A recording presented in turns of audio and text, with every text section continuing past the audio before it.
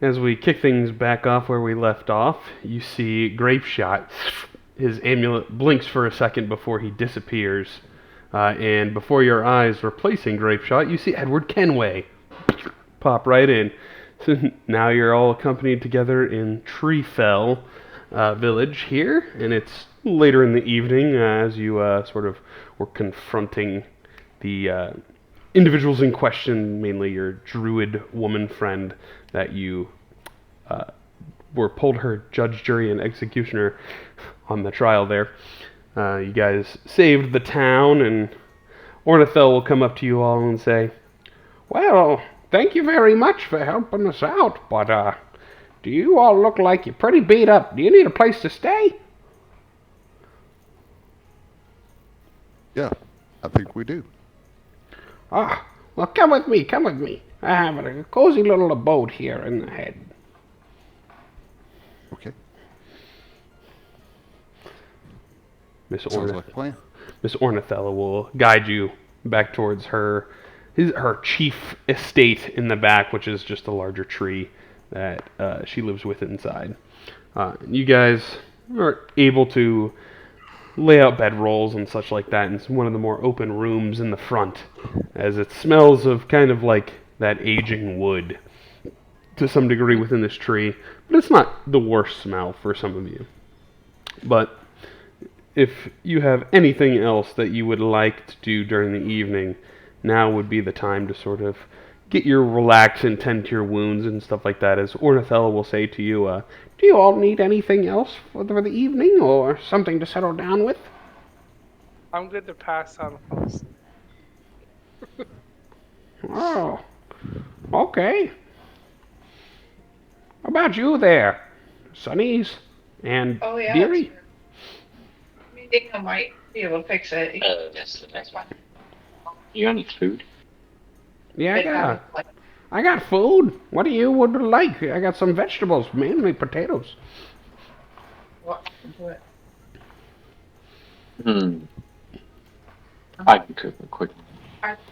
You, okay. I gotta see what you have here in the good old kitchen. And you'll see she'll stumble back towards the kitchen with her sort of hunched back. And you'll see it's a very quaint kind of pantry. It's mainly just vegetables and grains and stuff like that they've sort of collected here. Not much in the department of meat, if anything. And also, you'd probably find like milk, but it's towards the end of its lifespan. So it's a little bit more curdled as you kind of swirl it around inside of the carton. Help yourself. Cook up a delicious meal if you care. We'll see what I can do. Wow. I hope it smells good. And she was like, "I haven't cooked in who knows how long." I will try to cook a meal. Okay.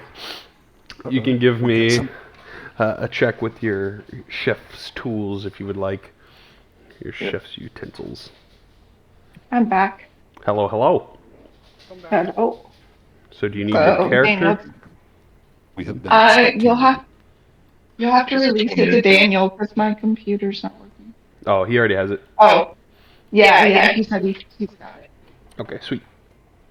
So it takes you a fairly quick amount of time to figure out what you're going to do here, Edgar, and what would you like to prepare with the simple ingredients at hand?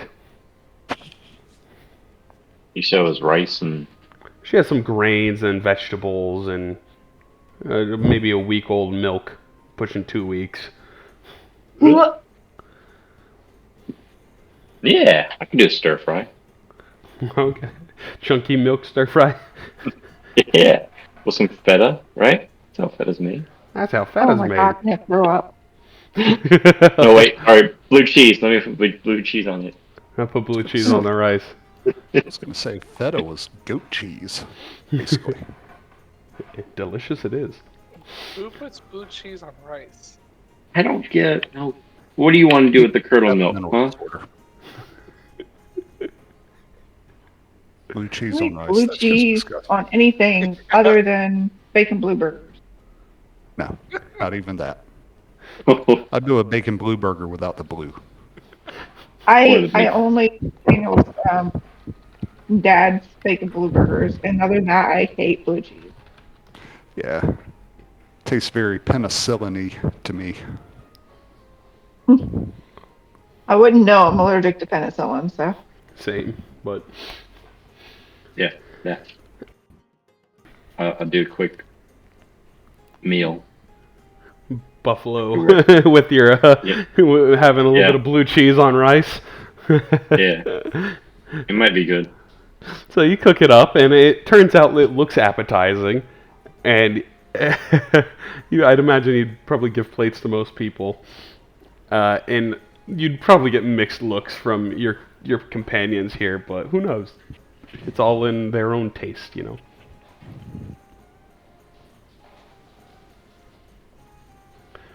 Look, my happy ass is asleep.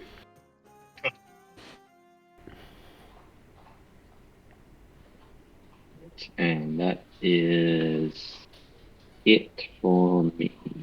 Okay.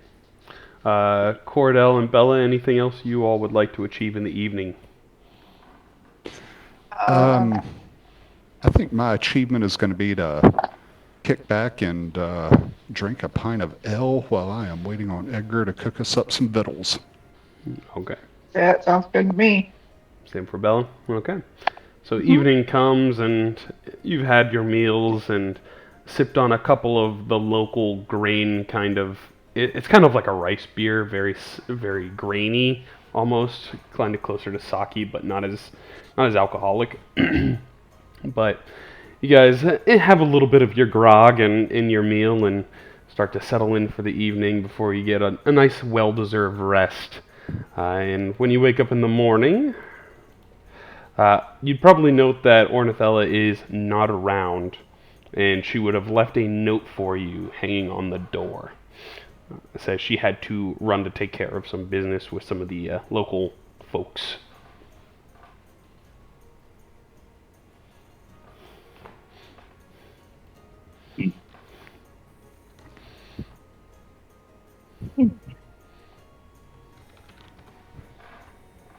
So, the day is yours to explore. And as you guys probably would notice outside the window, you are met with a new moon in the sky. Uh-oh. Moon of Which- strengthening. It is the moon of strengthening, which Is it you yellow? immediately feel a little bit more powerful, and a little bit quicker on your feet. You feel more sharp. You feel more keen to your senses. So, you have the effects on Said all of moon you of already. strengthening. Yeah, that was for a 2. So you all have a little bit more bonus on your attacks and your ability checks. So, Cool. Yeah.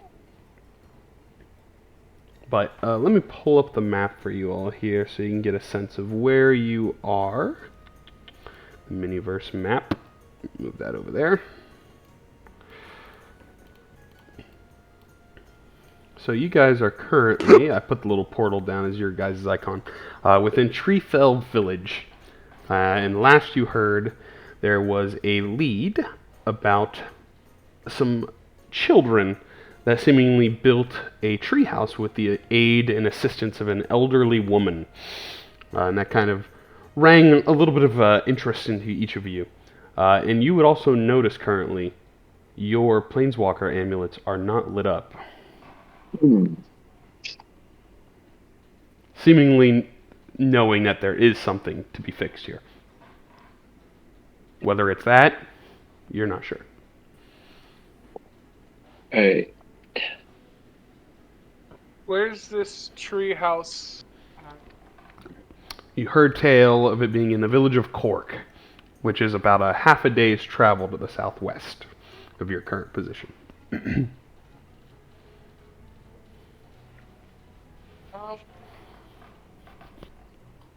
That would be more my suggestion would be to go to Cork then and see what we can find. Oh, it might just pop out in front of us. You never know. So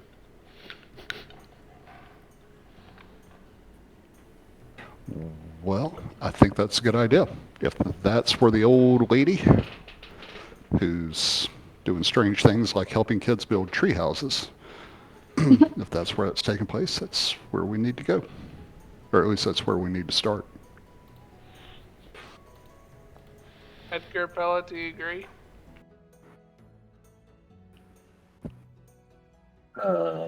We have no other leads, and I think that's the best.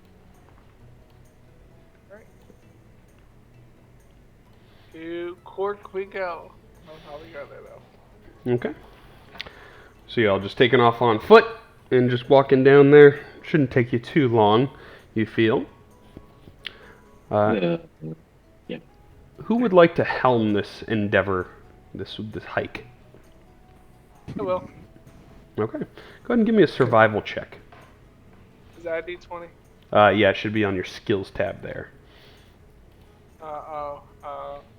Skills, and then at the very last one. Skills. Second last for him.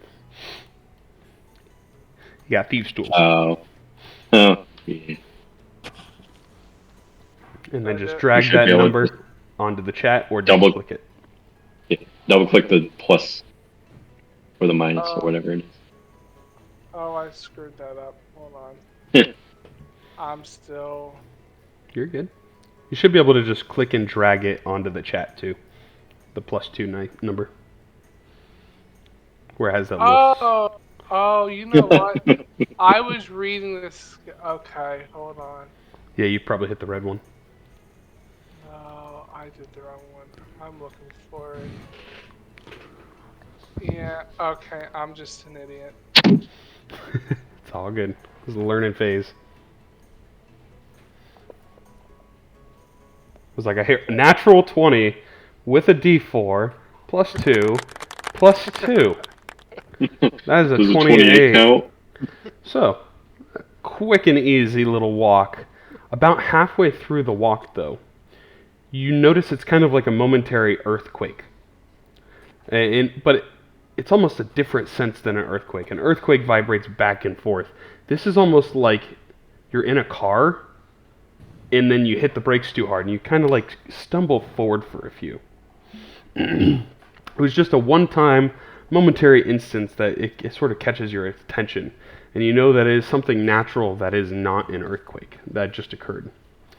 As you all continue walking down the road, you do see a group of 4 individuals that are currently set up on the sort of trailway here. And they look like they are going back and forth. You gotta pay the toll. And they're like kind of just rambling and talking to each other. And they see you approaching, and he's like, you see them guy go back and forth. He's like, you gotta pay the toll. How did that sound? You gotta pay the toll. Yeah, I like it. And you see him sort of get into his attitude here. And he sees you guys walking up, and as you get a little bit closer, he turns to you. He's like, you gotta pay the toll. Excuse me. If you won't pass, you gotta pay the toll. Isn't that right, boys? No, it's And not. if I don't pay the toll? Well, it's just taxes that we sort of collect around these parts. Isn't that right, lads? And as you sort of give him a look over, give me a perception check. Okay. Perception.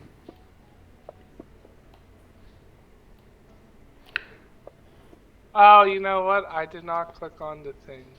Oh, bollocks. It's okay. I'll just add the modifier for you. Thank you. Oh, that was +4 anyway, so I had 23. Perfect. So let's set you guys up here. Share that. I think each of you would notice they all have tattoos of what looks to be a snarling boar on their upper arms, currently through their sort of shredded t-shirts and other sorts of apparel they're wearing on them.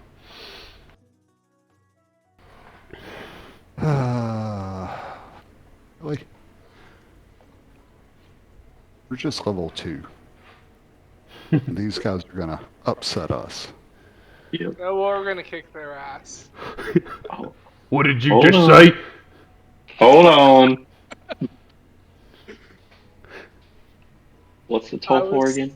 I was thinking that in my mind. We're just collecting a little bit of taxes to help take care of our town. You know, our town of Mayberry isn't faring so well lately, so I'm just collecting a little bit of coin to keep everything safe.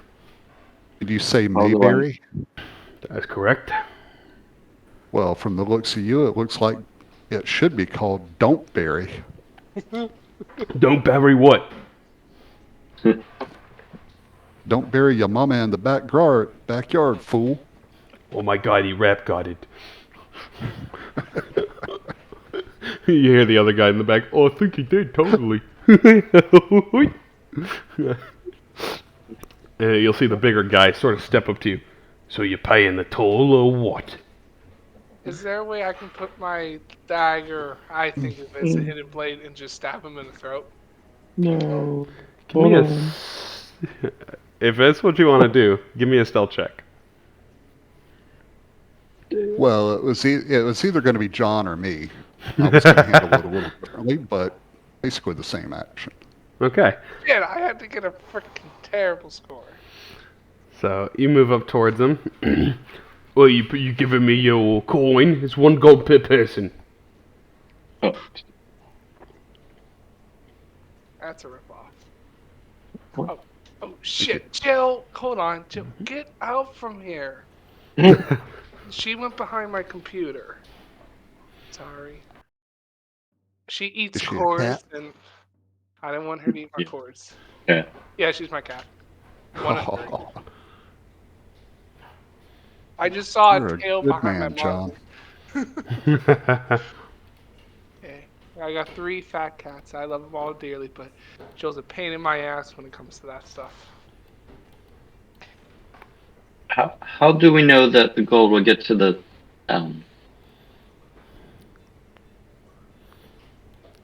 Get to where? It goes where it needs to go. You haven't heard of us, have you? I don't think so. I think he's gonna get those fish bones. We're the snarling boar. We take care of the people of Mayberry. Everything's got its cost, Yeah, doesn't it? Yeah, you definitely got that right. You're definitely snarling, and you're so boring, you're going to put my ass to sleep. Got a prankster here. I'm going to take my pistol out while I'm waiting on John to decide what he's going to do. I want to stab him in the throat. Okay. So, as you sort of pull the blade out here, he sees the glint of the blade as you're sort of making your approach. And you'll see him sort of jump back, and he'll immediately draw his sort of, I think he has a scimitar. He has a scimitar. He pulls out. And that's where we're going to roll initiative, because he did notice your attempt. Damn it, people. There we go. I'll take that. We are not gods. We're level 2. Which one's initiative? Yeah.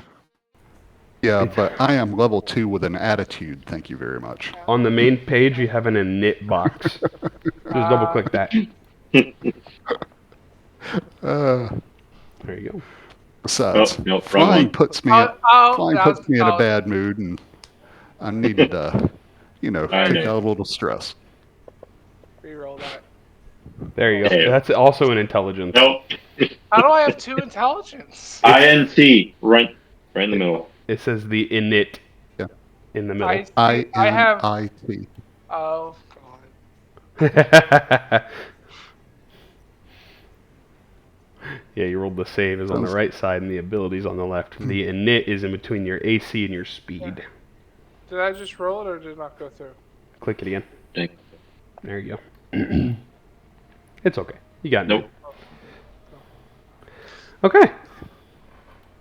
So, at the start of combat over here, the guy sees you pull pull your sort of hidden blade out from under your cloak, and the other guy's like, "Get down, Captain!" And he fires his crossbow from underneath his back. So he sort of is kind of struggling to get it out in time, so he's going to have disadvantage on the first roll here. Yeah. That'd be at you, Kenway, since you're in the front. 6 misses. So he like goes to pull it out real quick, and he pulls it too soon, and you see it fly off into the distance. And that will be that gentleman's turn. Corda. Okay. Snarling Boar Captain. Actually, I'm going to take a step to the right here. Okay. I'm going to shoot him with my pistol. You blast him. He's like, "Oh my God, what is that thing he hit me with?" Did you get a pistol? They got to go you to gotta the be shop. able to do these things. Yeah, it was the session you missed. See. They got to go to the shop. Yeah. I asked the guy for a grappling hook, and I came out with a pistol. Okay. Oh, Funny Golden things happen in this grappling game. So you pull out your pistol and blast him, and they seem kind of confused and panicked because you just pulled something out that these people have no idea what it is. Because they don't have black powder here. Yeah. That you see, I've been shot, boys, as you clack him once. Yeah, and I'll be like, and I got more where that came from. And that'll be my turn. Okay, Bella. Captain. I'm going to move 5, 10, 15, 30. And Time for a can of Bella will pass. It's a cannon, Bella. unarmed strike. Okay. Well, short sword. The monk with the sword. Get down, get down. I'm going to short sword slash the captain. Okay. You hit him. You shink him. Pretty good. And then I'm going to use my bonus action to do unarmed strike. Just punch him back. You sort of stab him in, and then as you pull the blade back, you give him a thrust.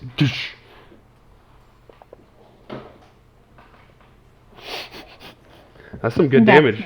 You stab him and punch him, and you notice that he's still like, he seems fine. Like he's gotten some licks on him, but he's okay. Would you like to move, Bella? I just used my 30. You used all 30? Okay. 40. Yeah, 40. Yeah, unarmored movement as a monk. Oh, I have 40? Position me between the captain and the next person. Okay, there you go. Is that your turn? That's my phone. Captain's turn. Captain is going to go, "No, that wasn't right, nice." He'll take a step forward. He is going to pull out his scimitar as he has, and he sort of spins it twice. And he gets advantage due to flanking. First attack on you, Bella. It's a 19 hits. 4. And then he's going to actually, as he stabs you in the back, Bella, he's going to just spin around and throw something towards Cordell. I've got plot armor, so it's going to fail. It should be at disadvantage, actually, because you are outside the short range. So 11 misses. You see, as he spins around after stabbing her, he yeets a dagger straight towards you, Cordell, and you kind of dodge out of the way. He'll go, "Quick on your feet, aren't you?" Edgar.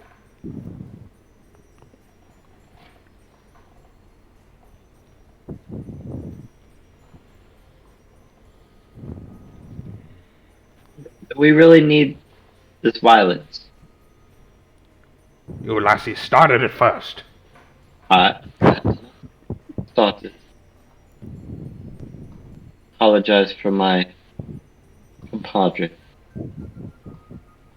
If I pay my one, will you let me pass? You go free. We fucked these guys up. Okay. I give him one because I'm pretty sure I'll get back. Okay. Wow. So I'll say it gives you an action. It takes an action. You give the coin Yeah. or drop it and continue walking. And they're like, all right then, have a good day. Yeah, have a good day. Cheers, fellas. Cheers. I'll do it. Okay. Edward Kenway. Alright. Well, I guess I gotta kick some ass now. Because Edgar left us on the battlefield. I'm gonna go take a step right here behind the captain. Okay. And I'm going to try to stab him in the back because I'm not behind him. So you do get advantage. So on your very lower left side of your fantasy grounds, you see an ADV button. Yes. Click that one time, and Okay. then roll your attack on the captain. So drop the token on him, or the roll on him. I hope I did that right. Or did I not do that right? No, I didn't see nothing. Oh. Did that do it? Drag the +5 off your actions tab, and drop it onto the actual token on the battle map. My +5 on my actions tab. Oh, you know what? Yeah, okay. I see. And drop that on the token. There we go. There you go. I see. So you stab him. So there you go ahead, and you do get sneak attack. So on your character sheet here, click the sneak attack button, the magnifying glass, and then there should be an effect button. And just click that one time. There you go. And now roll your 1d4 plus 3 piercing on that token. Now, how do I do that? Same way you rolled for the attack. Just drag that off of the sheet and onto him. Nope. That's the effect. You put the effect on yourself, and you already did that. Hold on. Sorry. No, you're good. So go back up to your weapon, the dagger, and drag the damage, the 1d4 plus 3 piercing. Oh, I used my short sword. Oh, use that one. Go ahead and pull that one, the 1d6 plus 3. Oh, I see. Alright, I see. There you go. And then you come up from behind and like, hey, buddy, what's up? And then you stab him. And do I kill his ass? He takes some damage, and he's looking a little rougher, but he's not bleeding entirely yet. Oh, bloody hell. But you can use your bonus action since you used a small weapon. You can attack again with a dagger if you want. Or you can use your bonus action to disengage and walk away. I will attack again. Okay, so go ahead and roll at advantage. So click the advantage button at the bottom. Alright. Okay. And then go ahead and roll the +5 for the dagger.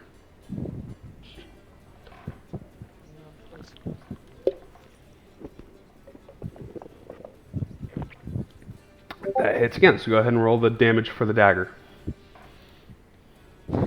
And now that's a 1d4 plus 3 piercing? Yes.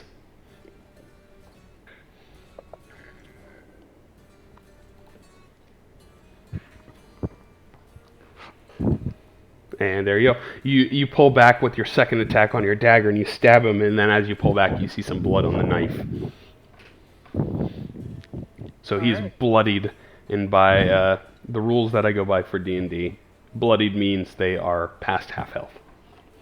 Perfect, alright. Okay? So is that your turn there, Edward Kenway? Yes, sir. Okay. Number 3. All right, we're gonna get him. Thanks for the coin, mate. He sort of walks past you, 5, 10, 15, and he's gonna pull out his crossbow. Give me your cool weapon! And he's gonna blast at you over there, Cordell.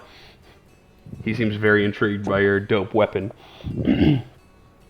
22 to hit.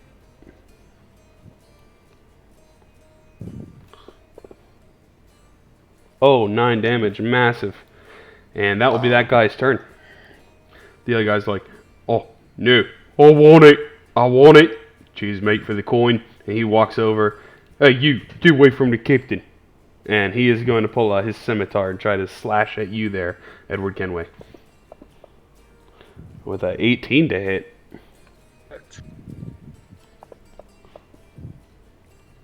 Boom. Okay. Takes 6 damage as he sort of just cuts your arm. Garrett's not here. Snarling Boar Bandit 2. Yeah, we're really gonna show him how. Give him what for. He is going to make his attack at advantage at Bella here. Because you guys are engaged. Ooh, with a Not to interrupt you, 14. do I take the 6 off my max to put me to 9? It already did it. Oh, did it? Oh, okay. Yeah, because you had temporary hit points. So now you're at 4 wounds. If you see that on your main sheet. Yes, okay. Yeah, so it took 2 off of your temp and then 4 into your wounds. So, there you go. That misses as Bella, he swings at you with his scimitar. You sort of jump back. And that will be that guy's turn. Cordell. Cool. I'm going to return the favor to the dude that just shot me with the crossbow. I'm going to shoot him with my pistol, I think. Number Trace. You pull back. 14 Blast! plus 9. Rest in peace. Boom, headshot. You pull back and blow him away. All right. Boom, And headshot. then I am going to move. What the hell? Dude, this is like opening my character sheet every time I click on my icon. That's weird. I was right there. I'm going to move 1, 2, 3. I will go 4 and 5 there. Okay. That'll be my turn. Okie doke. Bella. Whose buns are you beating now?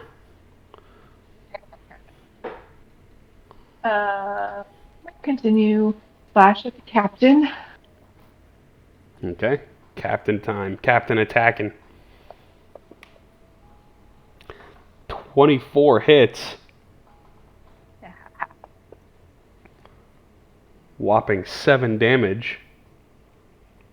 And an arm strike. That.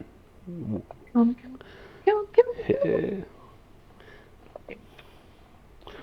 Whew, good damage. You slash and punch him again. You're sort of ping-ponging in between yourself and Edward Kenway.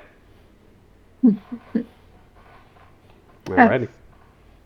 My turn. That's your turn. Alright, Captain's time. He is going to do 2 attacks, one at Kenway and one at you there, Bella.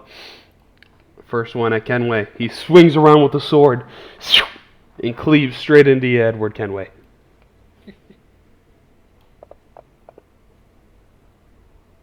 Why did it just roll 2 dice? Oh, you give him sneak attack. Okay, hold on. So we'll take 4, 7 off. So take 4 damage off of you there. I'll just try to make sure how much did it drop. It dropped you perfectly, I think. Let me fix.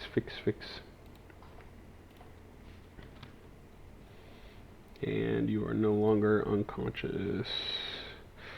Fix.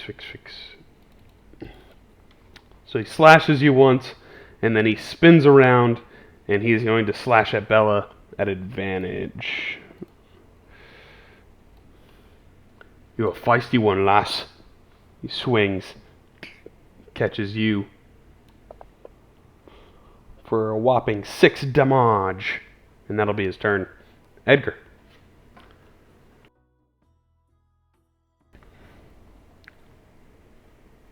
We don't need this bloodshed, Captain. You've already seen one of your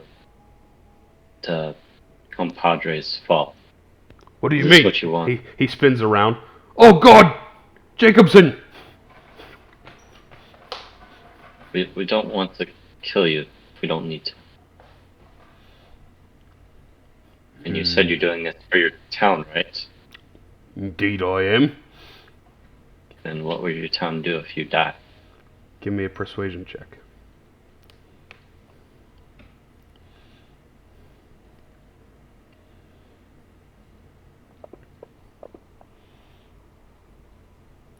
Everyone's got to drop their weapons.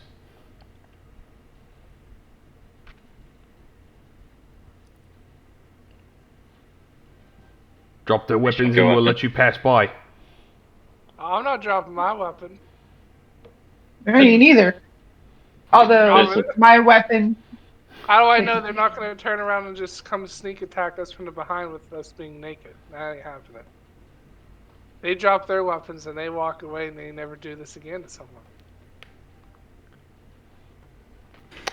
I think they drop their weapons and pay us the tax they were trying to collect from us.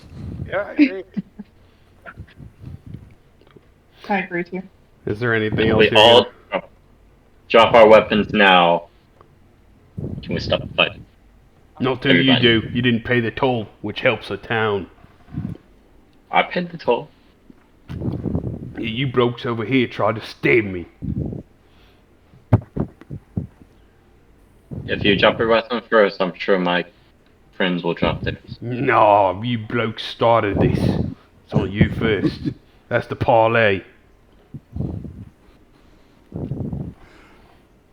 I'm good with Good. continuing to shoot them. We don't need bloodshed if we don't. It's not required. So. You let us pass without the tax, or you lose your life. It's your choice. Yeah, you pass, but you drop your weapons first. We'll walk away, and you can pick them up, and then you can go forward. That's a good agreement. I don't trust them. Oh, because if they got their weapons right there, they can still attack us with their weapons. No, you drop your Think we're weapons, more and than we cap- walk away. Take it or leave it. Oh. Okay, so I will put my sword down because I also have my hands in the weapon Okay. and see if they start to back away. Does anyone else want Not to use gonna their make anyone else reaction to drop their weapons? If Cordell drops his weapon, I will drop my sword, but I want to keep one of my daggers are hidden in my back that they don't see. Okay. If Cordell does it. If he doesn't do it, I'm not dropping it. Well, all right. I'll holster my pistol. Okay. I will set my sword down, but I wouldn't. I would put your sword in its sheath. Just, yeah, wouldn't I'll set it sheath down. my sword. I'll do that. Yeah. They kind of look at you. Is anyone going to attack? As they try to, they will disengage.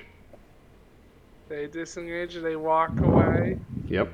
As long as they continue to disengage and walk away, I will not attack. But as soon as I see something to the contrary, I will attack the captain. Okay. They disengage, and as they walk, they're kind of being weary, taking the dodge. As you kind of see them looking like they're gonna juke if you do anything, and they start to walk back up the road the way that you came, essentially, because that's the way back towards Mayberry.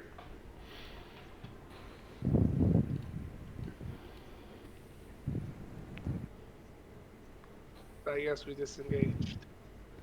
Okay. Mm-hmm. You all are out of combat then, if you let them go. Mm-hmm. Okay. All right. We'll let them go.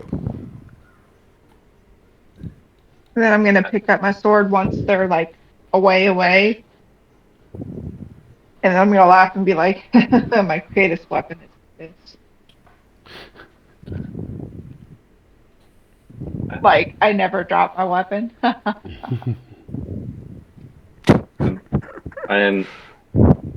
I know you guys are itching for a fight.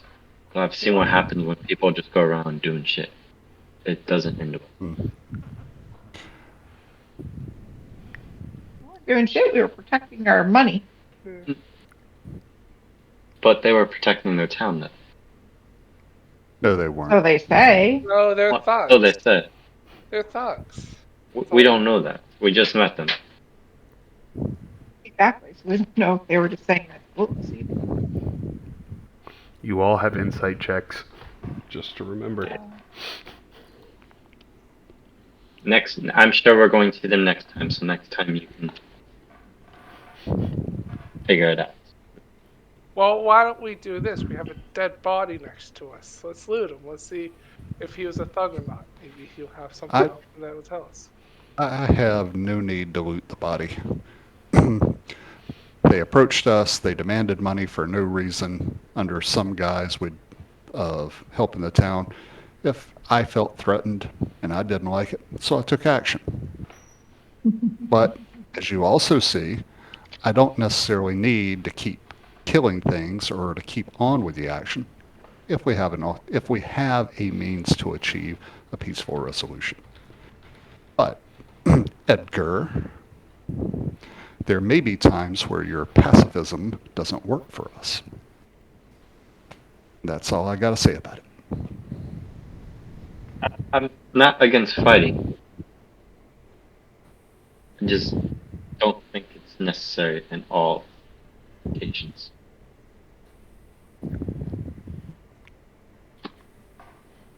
Like I said, we'll probably see him up or over again, and we'll deal with it then. About that, okay? Okay, dokie. I'll even help out if I need to. But you guys were doing pretty good. That was pretty impressive. Thank you for noticing. But I will. Wow. Did John go away? Yeah, he has some things going on in the background. He'll step out and back in every now and then. Well, then I will investigate the body. Okay, go ahead and give me an investigation check.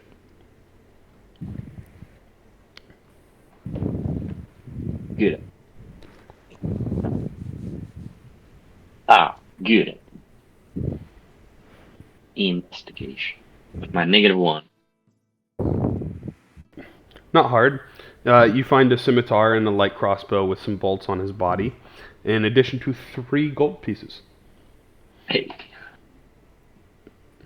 Okay, I will take the gold piece for me, and then I'll give a piece to Edward and Cordell for the action side. I don't want it. Give it to Bella. Okay, then I give it to Bella. What was it again? A gold piece. A gold piece. Oh, thank you. He's tipping you. Yeah. Can we just... Do you need the crossbow? Cordell? Nope. Me? I got a pistol and a longbow. I'm good. Can we just sell those for gold? You can when you get back to a shop that'll take them. Okay, so was it crossbow? Light crossbow and a scimitar.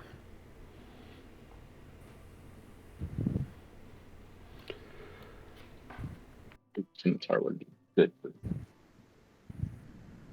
And then, how many bolts? He'd have 19.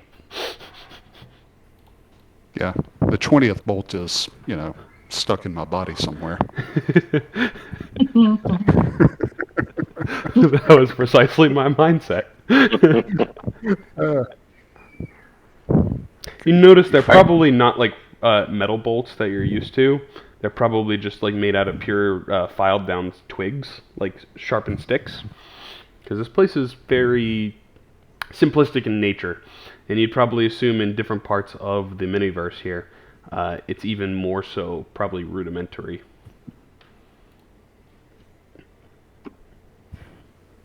Okay. Is a scimitar metal? Yeah, it is. It's a mix of like stone and metal for the handle and the blade. Probably very rough iron.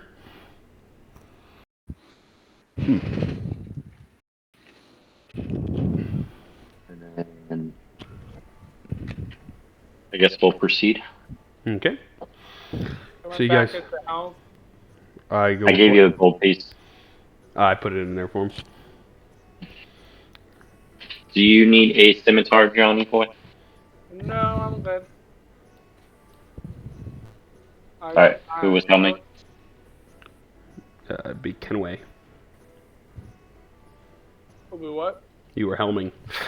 Oh, yes. Back to the helm. So, it takes you roughly about 2 hours to get towards Cork. And let me read this for you all. While traveling on the southern road, you notice a quaint and quiet town that is slightly larger than the previous towns you have visited. A field of plains surrounds the town, with a forest edge off in the distance. I think you'd probably smell a little bit more clean air here, and you'd probably smell the scent of like fresh baked bread. Maybe a little bit more bustlingness in the town, because you'd probably assume this town accommodates anywhere from 100 to 120 people. Just from looking at it, it's a little bit bigger than the previous ones you've been in. And some of the houses are made with nicer sort of fronds laid for the roof, almost like a thatch roof to some sorts, in nicer woods, seemingly probably pulled from the surrounding area of the town. You probably get that nice cedar smell in addition to some of those fresh baked breads. But as you sort of are coming in, you'd be welcomed in by a couple of other travelers here that looks like they're merchants that might be making the journey to and from between towns. They're like, hello, welcome into Cork. You friendly faces. Ah. Thank you. Thank you for noticing. Do you need help finding anything? Looking for a treehouse. Treehouse. Well, I heard there was some kids that were working up a little bit north here on the edge of the town, and they were working with Grandma Gretel. Grandma Gretel here, she's been around the town for ages. Nice old lady. She's not married to Hansel, is she? Oh, not that I knew. Think she grew up. She used to be the seamstress. She made very nice things around town. That's for sure. So, I've actually taken some of her goods myself along towards Treefell and Gataway and Stricka. Where does Grandma Greta live at in this town? What street? Oh, she used to live on the far edge north of town, and I think recently she's been staying in the treehouse, at least for the past week I've heard.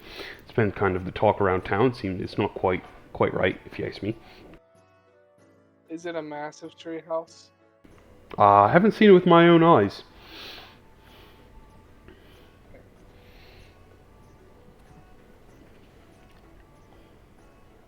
Anyone want to do any shopping before we go investigate this treehouse?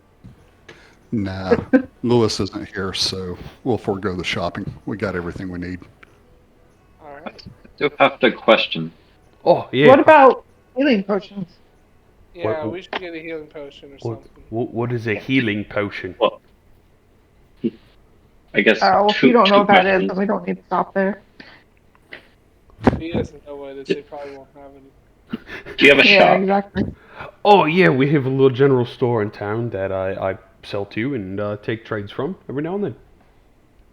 You just stop in. Beautiful That's little silly. shop. Silly. Maybe they'll have a sense of humor for sale. I like this. I can tell you've been on the road. Yeah, I'm feeling ornery today. All this traveling. Well, People trying to take your coin. I for that shit. Are you familiar with the group, what group is that? the Boars? The Snarling Boar. Yes, they're a group of bandits that is housed around Mayberry. They kind of take care of their town, I suppose, but at the cost of everyone else on the island. So they're not good people. Not for people like me that are on the roads all the time. They're always collecting toll to improve their town with. So no. So they weren't lying, but they still aren't good people. I mean, they're not great. Well, we were right that they were thugs. Yeah. Yeah. We're just inquiring to see if the word is true. Oh yeah, I wouldn't trust any of them. Personally. Well, we appreciate your time, and Thank I you. guess point us to this store. I've got a few things to sell. Oh, yes, surely. And he'll sort of stroll down the road with sort of a wagon that he's pulling by hand. And he'll set it down for a few and take a step. And he'll point towards one lone building in the middle of the sort of like town. And it has a more decorative sign on there that just says general store, and it looks like it has a couple little knick-knack wood-created things on it, kind of like a hammer and a little thing painted of wheat and flour and other kind of things that are just decorating this sign. You go right in there, and I'm pretty sure that Andra will hook you up with whatever you need. Thank you so much for your assistance. Not a problem. If you need anything, if you see me along the highways, my name is Travis. Travis the Traveling Merchant. Thank you, Travis. No, not a problem. Well then, good day to you all. Good day. Yay. We're now in court. Indeed you are.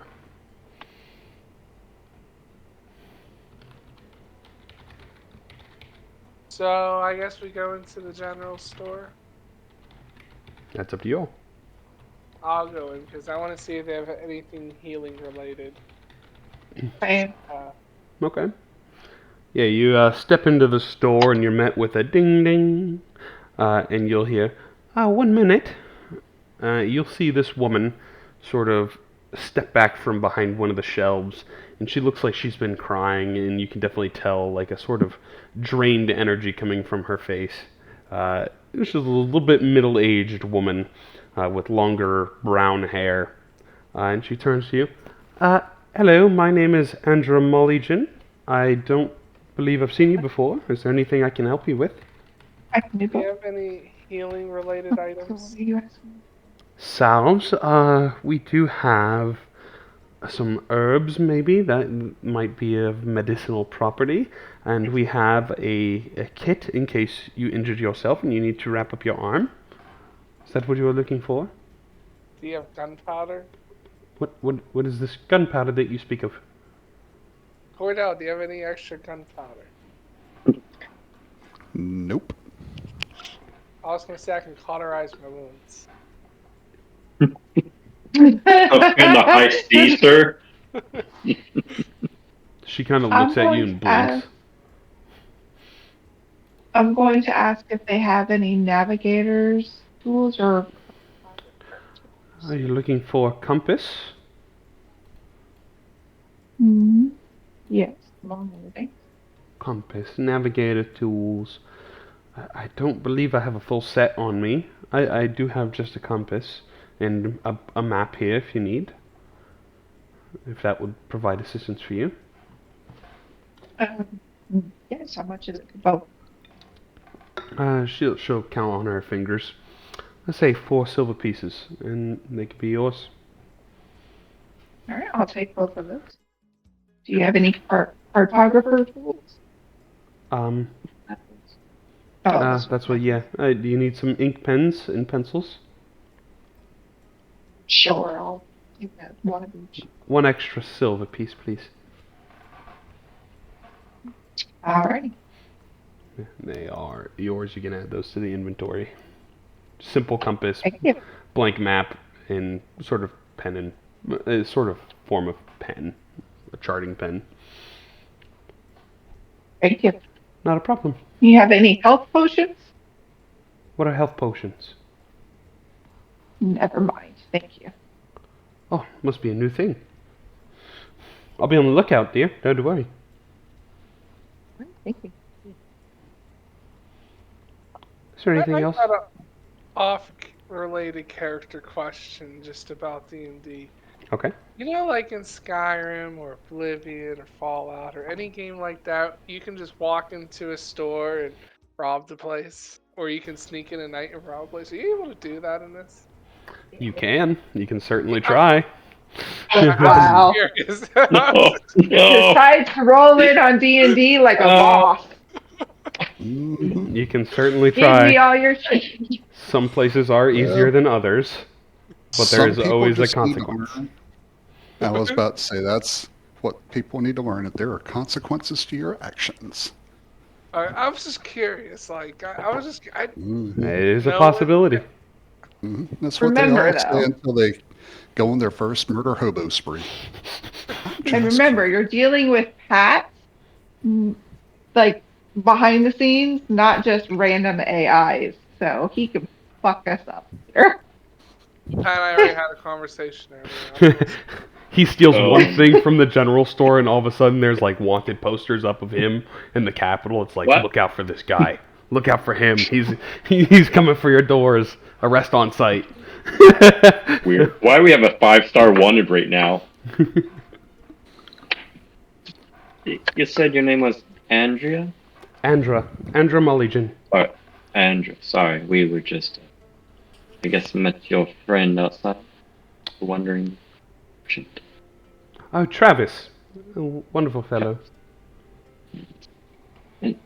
He's actually keeping an eye out for my child. I haven't seen in about a week now.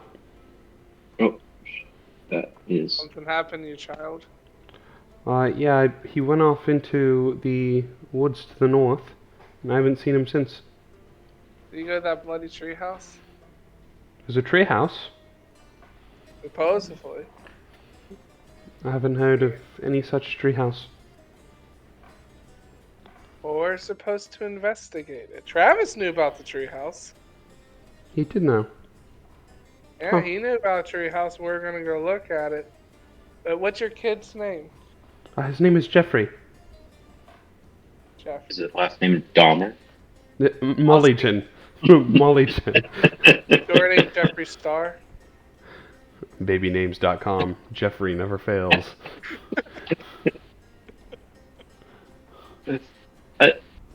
Would you be willing to buy these items that I recently got? Yes, what did you acquire?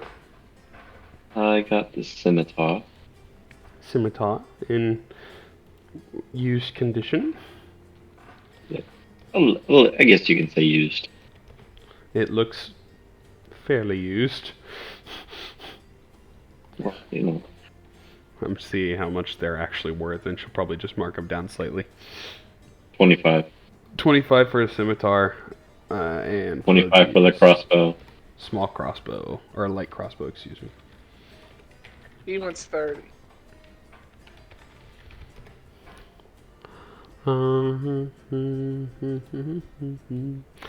She'll say for both of them, I can do about 30 gold pieces. 40. You say 40? Give I me said a persuasion check. Persuasion check? Mhm. Where's persuasion? Should be on your skills tab, and they're alphabetical. Alright, there it is. It's pretty good. How about 50 for Wow. this and crossbow bolts as well? The bolts, unfortunately I have to do 40, but I could take the bolts for an extra gold. It's a little bit harder to sell this stuff, because there's not many folks like yourself around here. So in other words, you're her money cow because there's no other cows around. Would you be willing to add an extra 5 if we're able to find yours? So, If you know what? 40's good. 40's good. Say to 40. If you find my son, I will absolutely reward you. I've been missing him for a week I'm now. sorry. That was rude of me. I apologize. It's quite alright. Any hands to help look is all that I ask. She said 41 for everything. Correct. I'll just add 41. Perfect. Give it to whoever needs. Is that 41 like silver or gold? Gold. medal? Gold. Gold pieces. Oh, nice. Oh, there you go. See, I got So, you 10 pieces. you know what? We'll give you all, each person gets 10. That works. I don't know. So just add 10 gold to your treasure. Alright, how do I add 10 gold to my treasure? So go to inventory tab. That's like your Uh-huh. backpack and all that, and then click the box that has the gold number. GP is Oh. gold pieces, and then just add 10 to it. Gotcha. I have 86 gold pieces. That you do. So what would you consider you having a shit ton of money? It depends on what you're trying to buy. Just Alright. like in real life, money is subjective to the thing you want to purchase. Let's say we're playing Zelda and you get the Master Sword. Let's say you're able to buy some equivalent to that. How much Like a would that dope cost? sword. Yeah. A +3 sword is you're running about like $25,000 of gold pieces if you find someone selling it, because rarity of items are also thousand. Buying a spelljamming ship is 5,000 gold or 7,500 gold pieces. So we're poor right now. Is what you're talking You're about. level you're level 2. You get money very quick as you level up. Oh, okay. Fair enough. Okay. I have a question for you. Sorry, yes, two yes. questions, if you don't mind. What Alrighty. does your son look like? He's shorter. He's about 10 years old now. Shorter brown hair. And he's probably fairly dirty, I'd suggest right now, about if he's been out in the woods for a week. Yeah. Color is his eyes. Rolls a dice. Brown. Like his hair.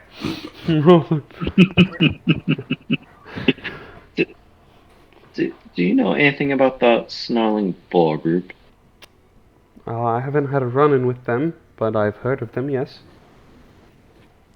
Do you get good or bad or? Depends on who you ask, personally. It's quite bad for trade routes, but I'm sure the citizens of Mayberry love having them around. Or they don't. It's up to the person. I think Sounds like a he's cult. adjusting for his actions. Do you want them dead? I need a reason to be dead.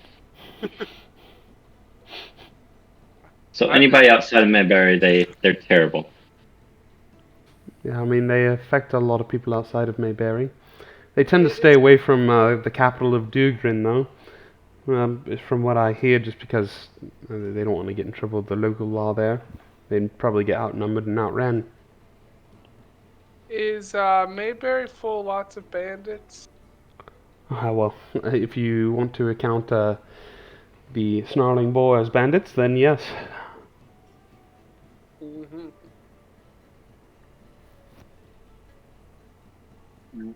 Interesting. You have been very helpful, Thank you. and if we're able to find your son, hopefully we're able to find your son, we'll bring him back here. Okay?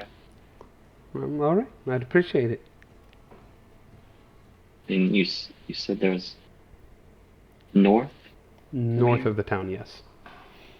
Is there an inn we can get a quick stop? Yeah, oh yes, there is the Night's Rest here within town. If you need a quick place to have some provisions and get a little bit of drink and rest, for the evening. I recommend we stop there first just so we can heal up. Because I have a bad gut feeling about this damn treehouse. Makes you You say spend the that. night, get healed up. Yeah, something. I don't know. I Alright. think we should rest. I only got 3 life points left. Yes. What? I'm Just sure we'll 3 see. hit points? Just Dude, you were good hearing for a whole that- another 2 or 3 melees.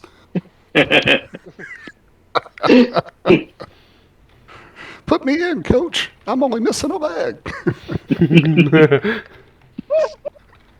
Oh my god, like that Champions movie comes up. If something feels wrong with my finger, coach. He's like, I can't do that bad, and it's broken. Like, bent it backward. Oh yeah, no, you need to go to see the doctor. He goes, nah, I don't want to make your team. And he straightens it out. Right then. So Want you me to guys show you a want... little trick to take your mind off that pain? Oh, I love that movie. That was from, what's that movie called? Major pain. Major Pain. Major yeah. pain. Major Pain. He breaks his finger. Mm-hmm. I was I haven't thinking seen of that in Max years. Payne when you were Did talking. I You don't even ever like that tell you movie. the story about the little engine that could? I do like that movie, Daniel. You've never seen it with me. Daniel, you never seen Major Payne? I've seen No, it several I times. have. Oh, I okay. have. Daniel's telling me that I don't like it, or I wouldn't like it. I'm like, I watched it like when I was growing up with my brothers. Oh, I love that movie. It's All right, hysterical. we're going to the inn. Yeah, let's all keep back on track here, guys. Mhm. So you guys are gonna head to the night's rest. Yes. Okay. She will tell you. If you head a little bit northeast of town here, you'll find the Night's Rest.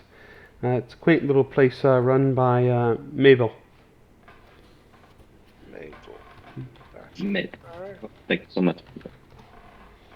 To the night's rest we go. Okay. You guys walk off in that direction, and you see a darker wooden kind of building with the sign hanging outside the Night's Rest. And upon opening the door, it is a darker interior, quaint and cozy two-story building. And behind the bar, it's fairly slow in here currently. You probably see one or two individuals that are currently just drinking their grog for the day.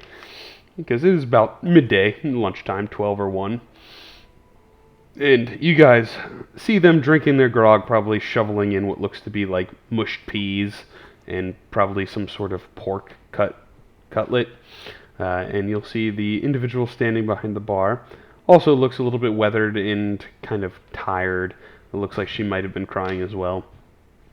She'll introduce herself. Hello there, my name is Maybelle Morrow Gale. Welcome to the Night's Rest. What can I get for you? Shot of rum. What is rum? Or fox. Oh my God. Do you guys know anything? You have to keep in mind, this is a very developing society. Do you have any Maybelle. liquor? Yes, we do have liquor, and yes, dearie. What All right. do you have here? We have this rice wine kind of schwill that they have. I'm not sure what they're calling it these days. I heard sake at one point, and I've heard barley grain liquor, and I've heard of moonshine. It's all sorts of names. We'll each take a shot of moonshine on me. And you can have one as well, Mabel. Perfect. That's awesome. 1 silver piece for all of those. How do I do that? Just subtract the 1 silver piece in your inventory. If you don't have any silver pieces, I do have. I exactly have 1. there you go. It's a 10-10-10, except for Electrum, which is, I don't really use Electrum, but Electrum is the $2 bill of the D&D money world. pretty much. So you think of a copper piece is a penny, a silver piece is a dime, and a gold piece is $1. And a platinum piece is a $10 bill. So you're telling me when we went down to the sewers and kicked those rats' asses, they only wanted to give us like 50 gold pieces? $50, yeah. Wow. That's a lot for some places. Most people only make about a Okay. gold piece a day. So Okay, John, this is the greatest revelation that anybody can share with you about D&D. D&D is, 1, a game about math, and 2, it teaches you how to go scrounge around people's couches and discarded furniture to find pennies and nickels and quarters for a living. pretty much. But most people only make about a gold piece a day. So when you guys are walking around saying I made 50 in one day, that's a lot of money. Interesting. Okay. Good to know. So she pours out 5 shots and then 1 for herself of moonshine and slides it over to you. Yes. Edgar gotta take his first. I am not taking it because I have something else in mind, which Okay. will help the group. You're not gonna have a shot of moonshine? You're not going to want me to take this shot of moonshine if you want health. What? So none of us can now take the shot of moonshine? You can. I am just me. Oh, alright. Then, let's see, Cordell, you get an extra shot of moonshine. All right, I'll take an extra shot of moonshine. You might not want it after the first one. You can smell it, and it gives you that like rubbing alcohol scent. Oh no. And Mabel turns to you. Yes, what can I do for you? I'm sorry. We've come a long way to travel. Do you mind if I use your kitchen for a little bit? She looks at you hesitantly. Are you a chef or? I think I'm a prospecting, inspiring chef. Never seen a clergyman cook before. This will be interesting. Go for it. And I'll take an hour to cook for my This short will be interesting. Okay. It's probably a little bit more stocked of a kitchen. So you have your pick of typical ingredients for this area. Probably a lot of fish. But they do have what seems to be pork that has been sort of sliced up already and prepared for lunch.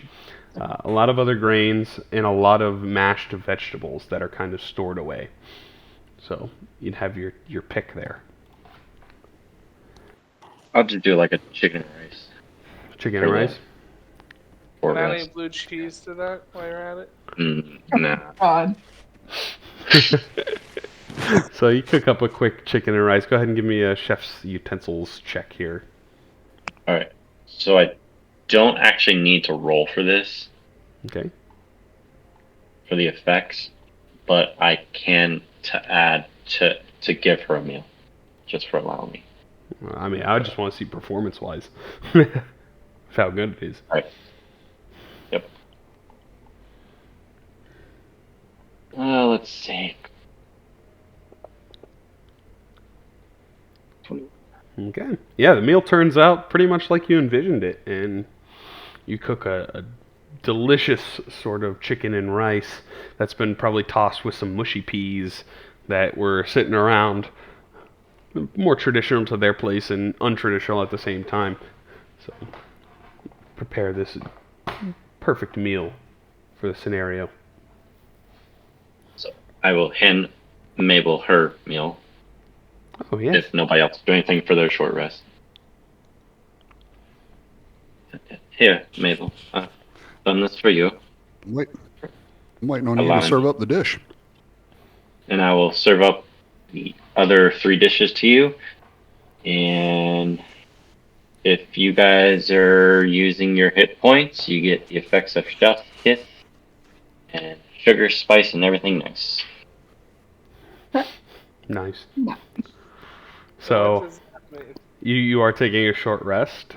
So for you, Edward Kenway, on your character sheet on the main tab, Yep.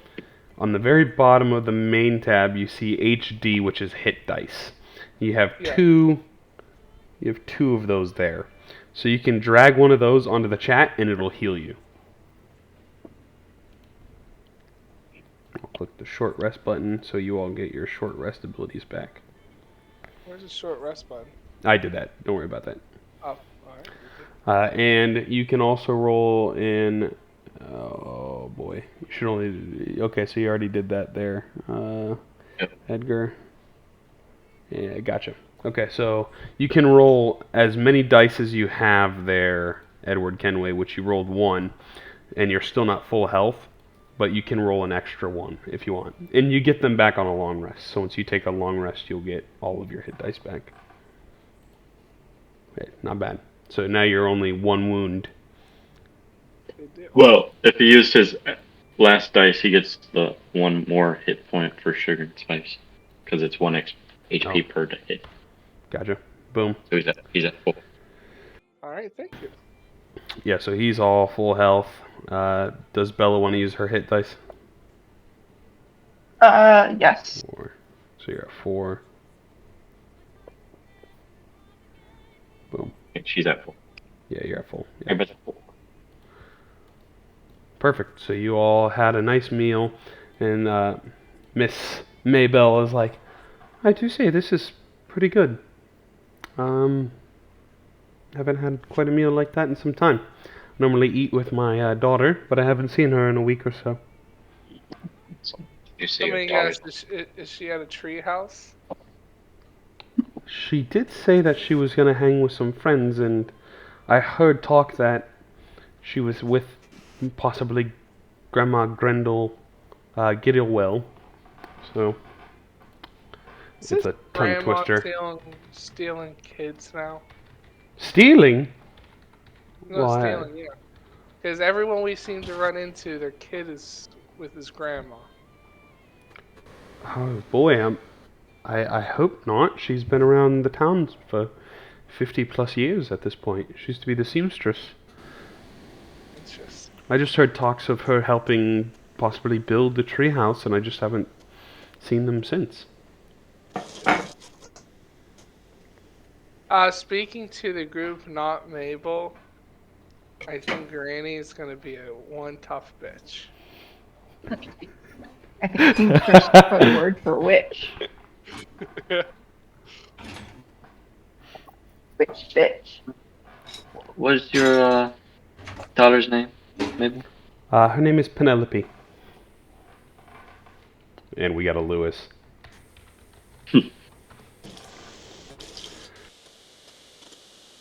You got a what? No, Lewis is joining in. Oh, cool. Lewis. So, actually, let's take a quick break here, and you guys can recap Lewis real quick. Take a quick breather. Boom. You know what's funny about the name Penelope? That's Taylor and I's first kid. If it's or first daughter, her name's gonna be Penelope. That's awesome. Find that ironic.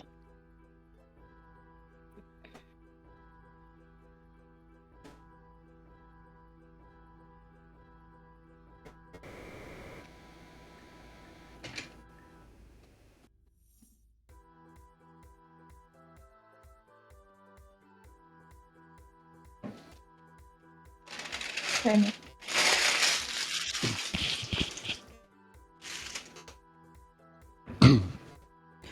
Bardcore does Sandstorm.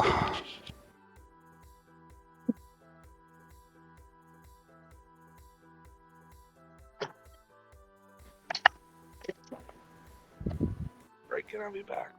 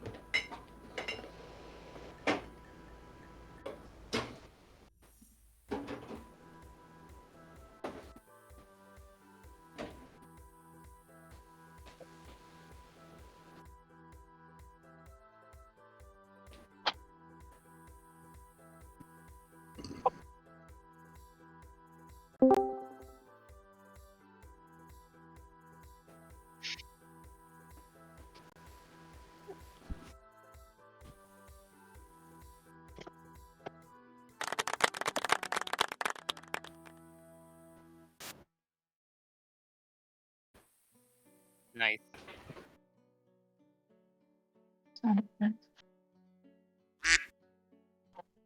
Hi, Lewis. Here. How you guys doing? Good. Well, You're gonna be here tomorrow, right? Huh? Yep. You're gonna be here tomorrow, right? Yeah. You might be I got- spending the night. I'll speak like for a second about the Anakin meme face when you're asking that. Yeah. I like my steak well done, not Anakin done. No, but I'm the one making the Anakin face. Like you're asking, because I think it's Oh. Padme who's asking the questions, and Anakin's just have this strange stare. Hey, Lewis. What Well, up? hello. Let's get your Hello. character pulled in here. From Florida. Yeah, because they about to run into some biscuits here. Did you all recap Garrett real quick? No, he literally just joined. Hi, Okay. Lewis. So Lewis, Did they you have were. a safe flight? Oh, sorry. No, you're good. Yeah. So I say it was overall pretty safe, and it was the first time in like forever in a flight since I actually had space where I was sitting. Like it's usually packed to the brim But I'm like, wait, there's no one next to me, and I see other people with the same ordeal. Mm-hmm. This is great. That was a nice feeling for once. But overall, things were good. No delays. I was really worried about delays, but none of that really happened. And then I was able to Uber into a hotel for a night since it was like super late at night.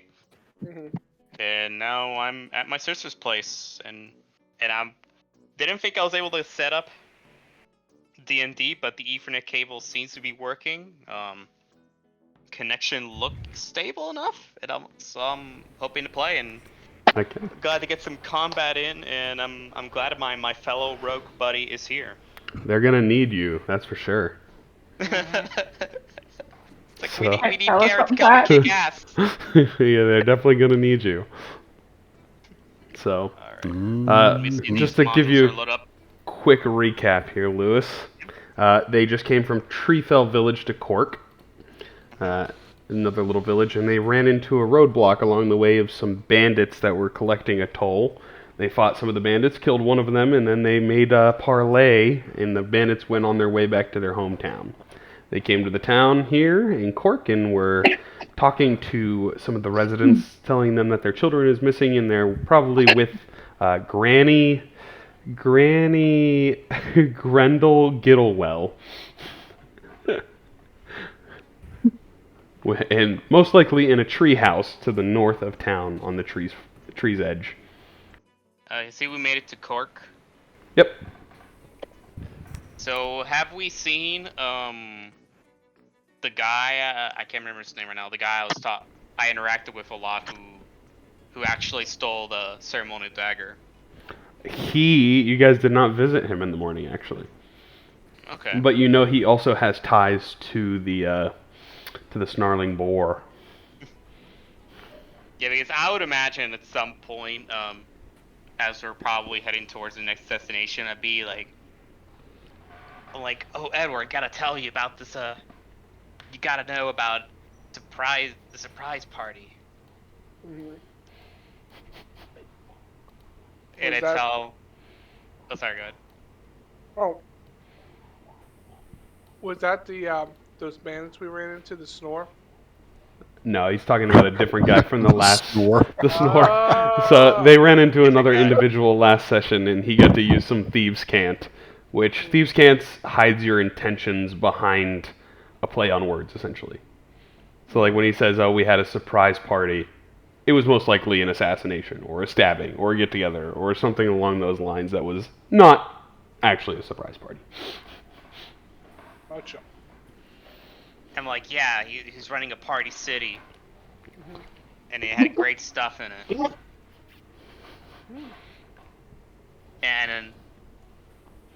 And then I show him because I see I assume we're right now we're kind of wearing a similar getup, except I'm much shorter. So I basically make like a motion as if I'm trying to use hidden blades, but I'm not really sheathing them. Oh, I forgot about that. That's that. He bought you something special. Oh, you did? What did you buy me?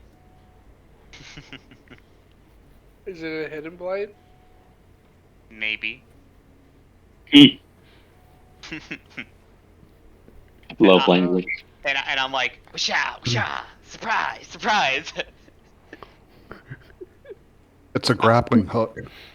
Oh! That's why he came out with the pistol. Well, thank you for the grappling hook. Alright, appreciate it. Oh, then that means I can get on top of Roos easier. Yeah. It wasn't actually a grappling hook. No, I actually forgot how to get grappling hooks in the shopping area. Don't worry, you But guys can get them when you go back to the actual place that you want to go, Spelljammer Hall. They'll have grappling hooks for you. So does Edward currently have hidden blades or no? He has some fashioned ones, but these ones will work better. Okay, because I'm willing to give him one of my hidden blades. Now, you can Let him certainly do to- that. And Yeah, it will I'll act as a short sword that for you can that. use on a bonus action with a hidden blade. Sweet. and then once we get back, you can then buy a second one. There you Cheers, go. thank you. Do you want me to drop one in there for him, Lewis? Yeah. Okay. Boink. So you now have a hidden arm blade there, Edward. And if you see on your sheet, you can use it in place of your dagger for your melee attack for your second attack. Or you can initiate it with it and use your short sword. You can kind of use both of those, since it's a little bit stronger than your dagger. Good deal. Is this something that's in D&D? Something I made. Good old homebrew. In Assassin's Creed 2, you had your hidden gun. Do you guys remember Oh that at yeah, all? I know what you're talking Yeah, about. I love that. I Power. can make it. You can make that'd be pretty cool to have. I can make anything that we want. So, he gives you the hidden arm blade, which you can affix to either of your arms, and you can initiate your attack with it, or use it as a follow-up attack if you would like. Could I use it as a sneak attack? If Yes. you sneak up on him, yeah. Absolutely. That's the way to do it. Thank you for that. I appreciate that. I'm like, yeah, of course, and they're like, whoosha! Surprise! Brotherly love.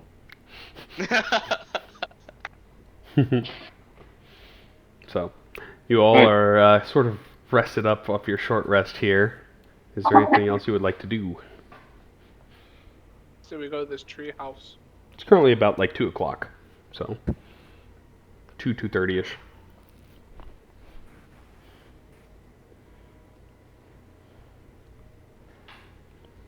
Well, that would be my suggestion if everyone's okay with that.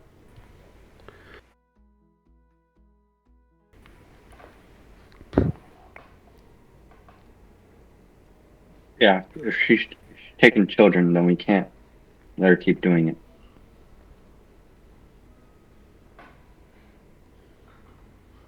Well, I'd say it's around Maybe the same that- as slavery. So yeah, let's surprise that lady. maybe we can have Garrett sneak up. I mean, I think he's small like a child.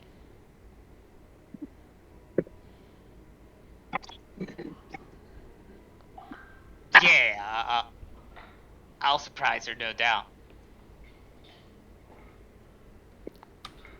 Nope. Oh, I guess we'll head to the treehouse. Okay. Hopefully the children are going to be there. So you all start your trek a little bit north of town. You have to trek through like this prairie of sorts, a little bit longer of grass. Definitely doesn't look like it's been mowed recently or cut down with the scythe. And it's probably about a foot to 2 feet high in places. And you can see the tree line off in the distance. And as you start to make your way through the tree line, you hear laughing of children off in the distance before you catch view of this massive treehouse that is built into this giant tree. And I said it was gonna be massive. yeah, it's pretty big. So you catch all this laughter and stuff that's going back and forth with some of the trees, and you guys are just kind of walking up, or would you like to try to sneak? I say me and Garrett sneak, let everyone else walk up so they don't think we're not as big as a party.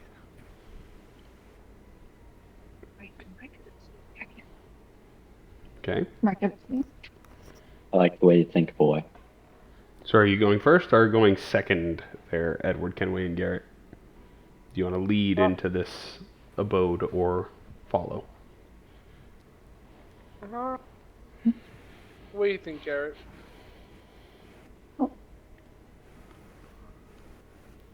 I think I'll go first.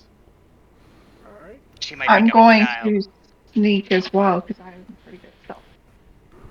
Okay, so the three of you. I want all of you to roll a stealth check for me.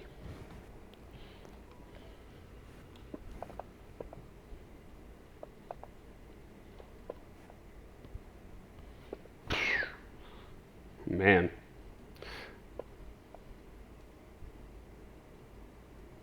You rolled 2? That's how it rolled for Yeah, me. it's because I haven't put my Oh, dice gotcha. color in here. That's what I need. No, I was talking about Bella. So, it doesn't matter. We'll take the group of average here, or take 2 fails and 1 success. So, as you all start to sneak forward with the rest following behind off in a little bit of a distance, you hear the voice of a young boy that peers over one of the balconies. Ahoy! We got some people coming up here. We got people sneaking in. And he's like, hey, fellas, get ready your cannons. And you see them all pop up to the balcony and they just start throwing mud off of the balcony down towards you guys. It's no use. They're coming in. Ready the balusters. So am I able to see this person? Yeah, you would see what looks to be a small 10-year-old kid leading a couple other children, approximately 4 other children that are a little bit smaller and probably a little bit younger. They're all just kind of like lobbing mud over the edge of one of the railings. And they're like, they're coming in. They either are enemies or friends. They either want to tour the place or to end us. What will it be? And I'm like, no, I'm a friend like you. I'm a friend. You want to join the Treehouse gang? Yeah, sounds like fun. Give me a persuasion check or a deception check, your pick.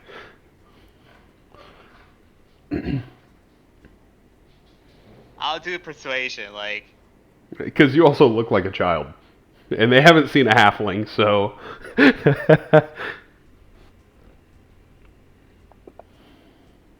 Pretty good. Like, oh yeah, come on in, we'll give you a tour. If you and your friends want to come in, you can check out the place. I'm like, awesome. These guys they're boring adults, Oh, but they're cool. They're cool. oh, that's nice at least. As long as they're chill, you know? Gotta be chill in the treehouse. Treehouse for chill people. Yeah, they alright. Oh, sweet. Okay, come on in.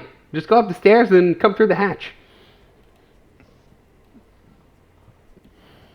Yeah, so I'm like all giddily excited, and I'm like, wish I do a little dance, and then I go into the hatch and follow their directions. Climb up. Let me just add all your tokens in here. And you all probably see it very dark because we're going to do the dungeon style. Sweet. Luckily, I got my my goggles. Let me get a commoner token. NPCs. Common. We'll just say he is.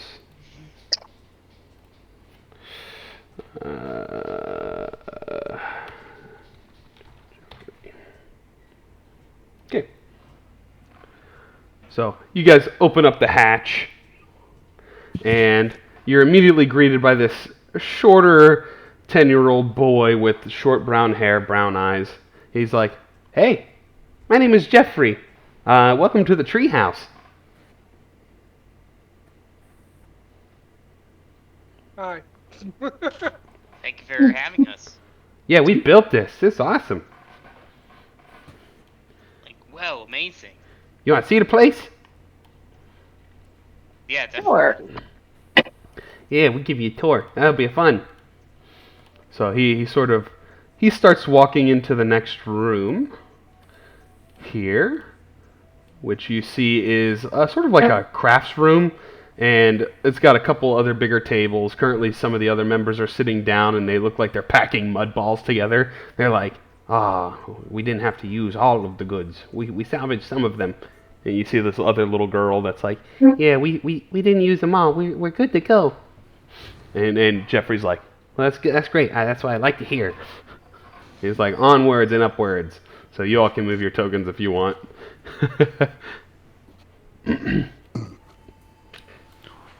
See Jeffrey enter down the larger chamber here. And he will come into this room. He's like, come in, come in, come in. Don't lag behind. No soldier left behind. He's like, this is the war room. And you see a very terribly drawn map of Cork laid out on this big table. And you see a couple like house, home, mom drawn on the map. He's like, next target. And it's a picture of the bar. He's like, yeah, we're going to get him. And he's like, okay, that one down there to the right, we can't go in there. That's Granny's room. And Granny's not feeling too well lately. She feeling sick? Yeah, Granny has not been feeling too good. So she's taking it easy. He walks over this way. He's like, this is where we've been staying. He comes down this way. You'll see, looks to be like a room full of cots in here. Like, yeah, we got plenty of room for you guys. And there's also this other room, which is our storage room. What do you got in there? We got so much good stuff. You wait till you see. We got more mud. We got some rocks we saved up. We got sticks. I think that's pretty much it. Gotta get more collecting. And what do you do with the rocks? You know, it's for the more serious threats that try to come into the treehouse. Yeah, so you're fully prepared.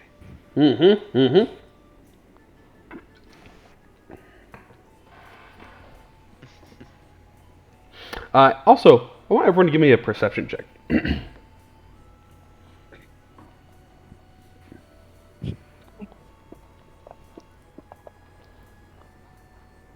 Boom, see, I just needed to make the dice color change and we're good. There you go.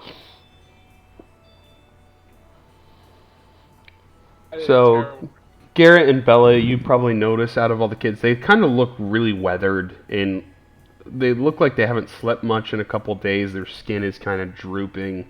They look exhausted. And probably not well cared for up here in this treehouse for the past week. So they're looking a little ragged.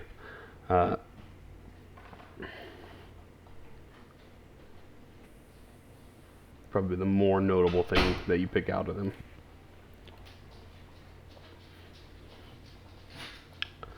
But you probably also, with Garrett and Bella at your perception scores, you'd probably notice a very putrid smell coming from nearby Granny's bedroom.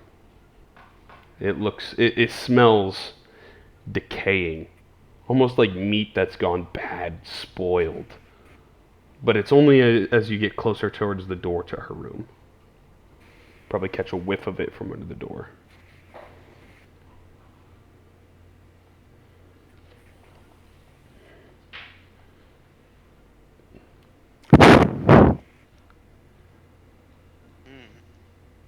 She's looking in there. Children? You've seen all 5 of the kids, I would say, at this point. And you just know that is her room. He will say to you, Granny doesn't have anyone in there that I know of right now. That you know of? Yeah, Granny does what Granny does. Well, what does Granny does? Granny make potions of some kind. Brew big bubbling pot.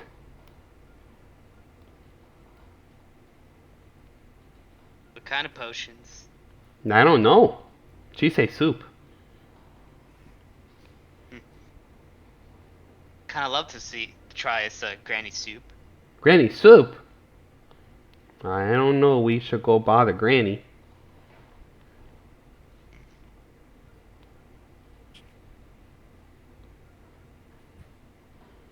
Love to know if she's got some health potions. She making health potions in there. It's the life of the young. Jeffrey, are you hungry? Oh, I'm starving. Where's your kitchen? What kitchen? We didn't build one. Where's a How's it place you would been? eat? Oh, I eat at Mama's house. You haven't been home for a week. But Granny been feeding soup Oh, where does she make her soup? in her room. And we No. can't go in there to see her? Yeah, she not feeling too well. Maybe knock on door. Can I knock on her door? Yes, you can. Alright, I'll do it. You knock on the Sure. door. Yeah. You'll hear, "Oh, come in, dearie." Probably not gonna end well. Well, what's going on there, Granny? Oh no, I took the grid off. No, for shame, for shame. Oh, there we go.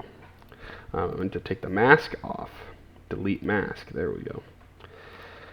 As the door opens up, hold on, don't enter the room just yet, there, Edward. Well, she said to come in. Yeah, it's gonna take me a second to grab some stuff. You see what looks to be. Did I put the picture of this woman in here? I did not, but I put a picture in here. I'll just show you what she looks like. I got this beautiful picture. There's a woman swirling with green energy, flowing kind of graying hair. She's got wrinkles and this kind of leafy dress. When I was thinking Granny, I was thinking a lot different. And she's currently standing right in the middle of the room, and she's just like, "Oh, what can I do for you, dearies? Have you come to take the children from me?"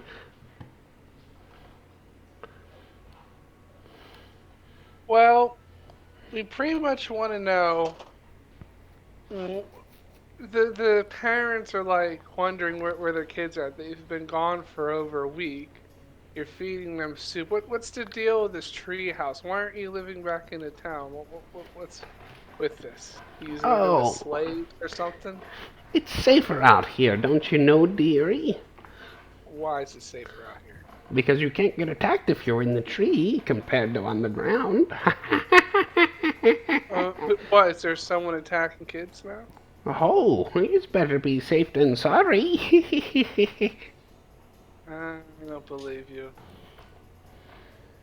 What's not to believe, darling?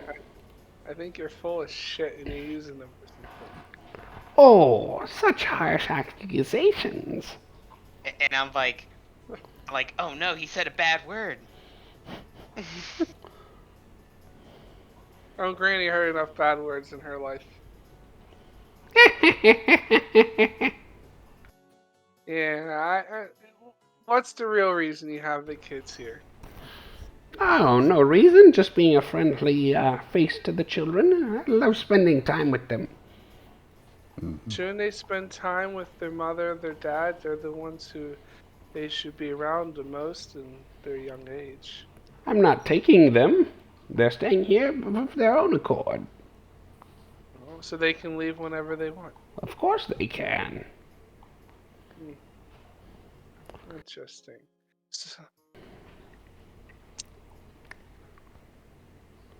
in between the group, do you believe that? Not in Nope. front of her. I don't You believe can that. give me an insight check if you don't believe her. And I don't believe her. I Well, will I'll give give it you- a spike check to that.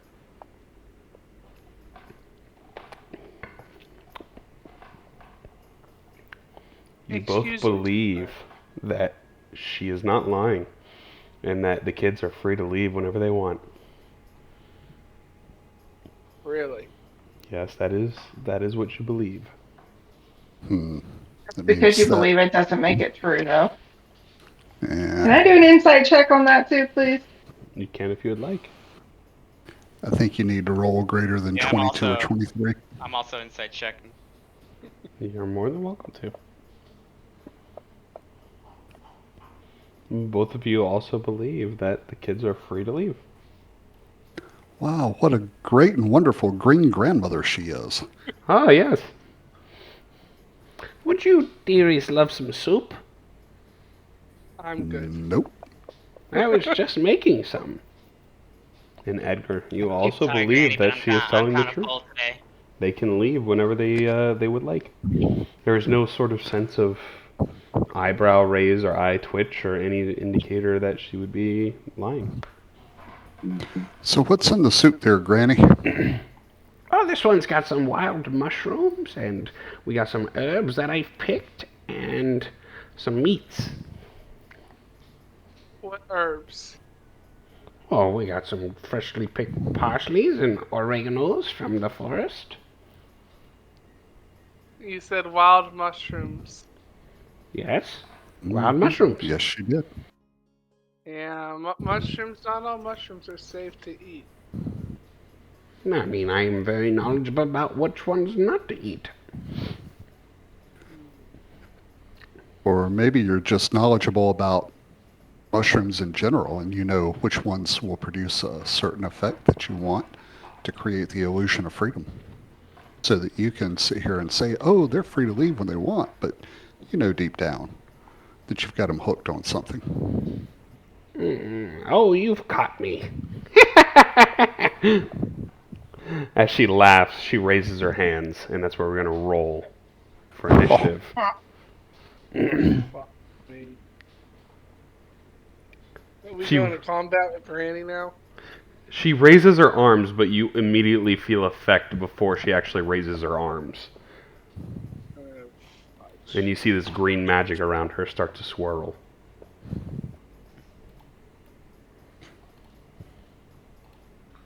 Oh, yeah!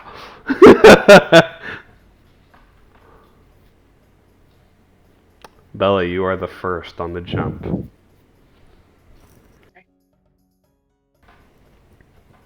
You know when I said earlier that I fear something's going to happen? I have a bad feeling. All right, I'm going to the hag, or whatever she is. Is that as far as I can go? Is that Cork? 5, 10, 15, 20, 25. Thank you. You still have 15 more if Yeah. you want. I'm gonna move to the other side of her. Yes, Oh. she had said. Okay.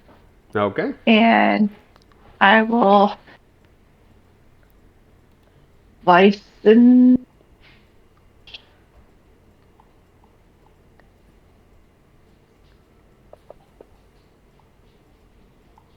That hits.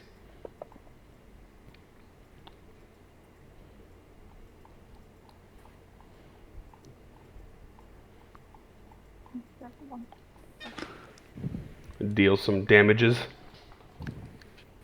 Flurry of blows. Flurry of blows, 2 more punches.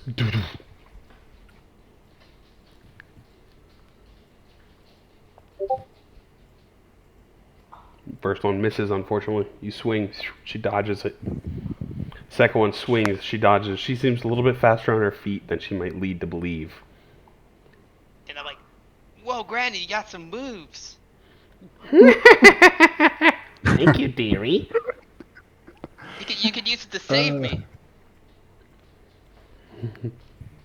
It's my turn. That is your turn, okay. She is going to turn around and make a swipe at you with her claw. I parry that. Just kidding.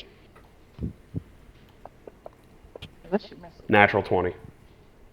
Oh, fuck. No barbs this time. She slashes you. I need you to make a Constitution saving throw for me. Oh, fudge. Yep.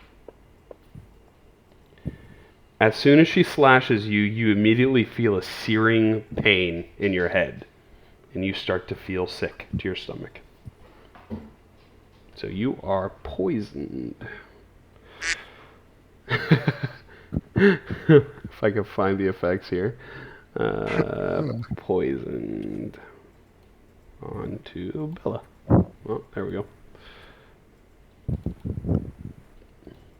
And then she will turn and go, "You're still next, girl." Edgar.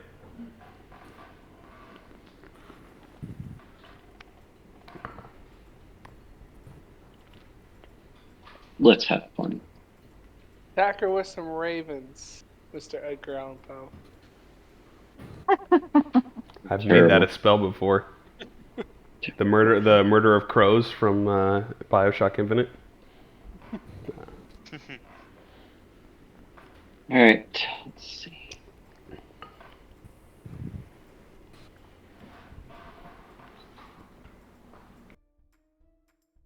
Action, bonus action. Fuck.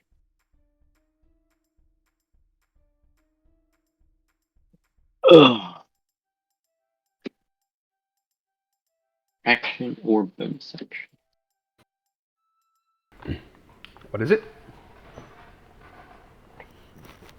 I am trying to figure out if this is action or. What is it? Divinity. Yep, it's an action. Okay. I'm going to hold up my symbol and use my Twilight Sanctuary. Okay.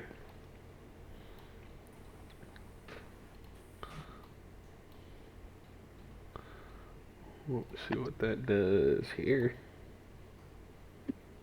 It gives temporary hit points to who I choose at the end of their turn. And then it ends frightening or charmed. Okay. Who are you going to target for the charm effect? Nobody right now. I'm just activating it. Okay, I'm just curious. And that's at the end of your now. turn? So it activates on everybody's turn. Okay, gotcha. So that was my action, bonus action. I will. I'll cast Sanctuary. Okay. So they have to roll to attack you. Right. Or make a wisdom saving throw to attack you. I remember that from one of my characters. That'll be my turn. I'll activate my temporary on me. Okay, temporary. Gotcha. There you go. We'll do it. Garrett. Alright. I'm gonna play off what I was saying when she was dodging. Like, you gotta save me! Granny!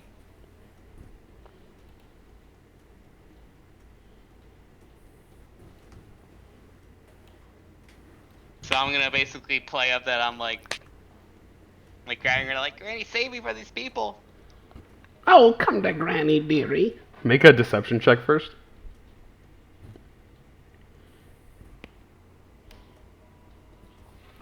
They're deceiving each other. She's like, oh, Granny will protect you. Come here. So you do get an attack at advantage, regardless of flanking. Nice. So would you say that was my action, or? No, you can do that as because you were building it up. It's a freebie. Nice. So right now I was trying to see if she's like trying to protect me like behind her back or something. And as I see like she's let her guard down, I use my hidden blade and go stabby. You're behind her back, and then you're gonna shove it in her. And I'm like, and I yell as I said, I yell out, surprise! She's gonna get surprised, all right. Mm-hmm. She getting She's going to get the point of Lewis's effect. She's gonna get the two fingers of Kakashi, if you know what I mean. Oh, that was great.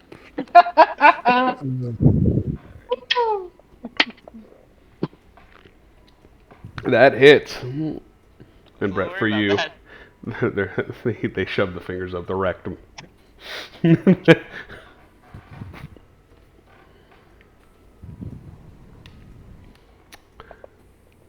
That's some good damage right there. Holy cow. 11. You slash her good, and she kind of is taken aback. Oh, dearie, that's not nice to do to Granny. Gonna have to put you into timeout. Well, it was a deep voice change. Mhm. Now I'm like, like, Granny, but you were hitting my friends. All right, so I got my bonus action still. Okay. So I can't just grab a dagger with my other free hand and use it. You can, if you want it, for your bonus action. Yeah, so I was like, as I say, like, Hey, you can like, yeah, offhand as a bonus action. quit hitting my friends, and I quickly take out my dagger and he goes stab, which I already lose the surprise element probably, but since I'm flanking with Bella, I still got advantage. Mm-hmm. That you do.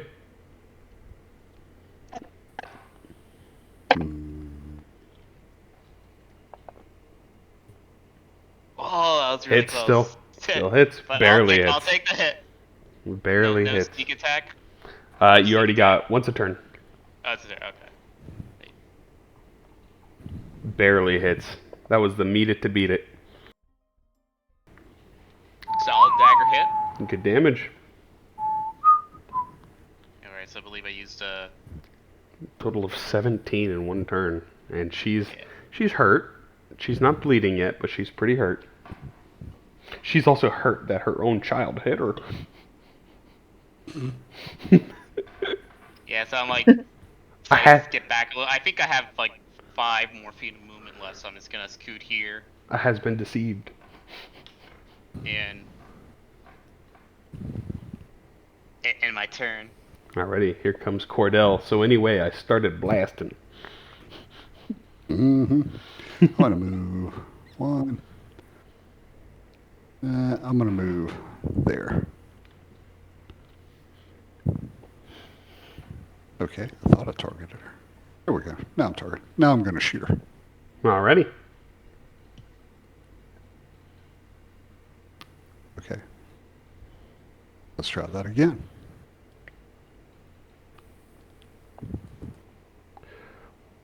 The +9 hits. Yeah, because you have the 2 from archery and 2 from the moon. That's a good one. That's some good damage. So you pull out the pistol, and as you do, you kind of clip her, and you see some blood fly onto the floor. Yep. And level 2. That's my turn. Alrighty. Alright. Edward Kenway. I'm gonna move 1, 2, 3, 4. Right in front of her. Okay. And I'm going to hit her with my short sword. You do get advantage, so go ahead and re-roll that one just to see if you get a natural 20. Hey, should I turn the advantage on? No, just roll one more time. Because you already rolled 1 dice. Come on, you might get that 20. Hey, it still hits, so go ahead and apply your sneak attack to yourself, and then roll your damage.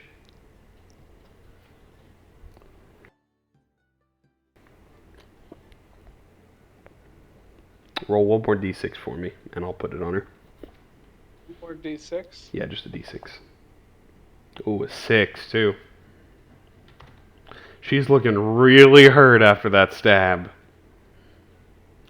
And Is that- then for my bonus action, can I use my hidden blade and stab her? Yes, you can. You pull out the hidden blade and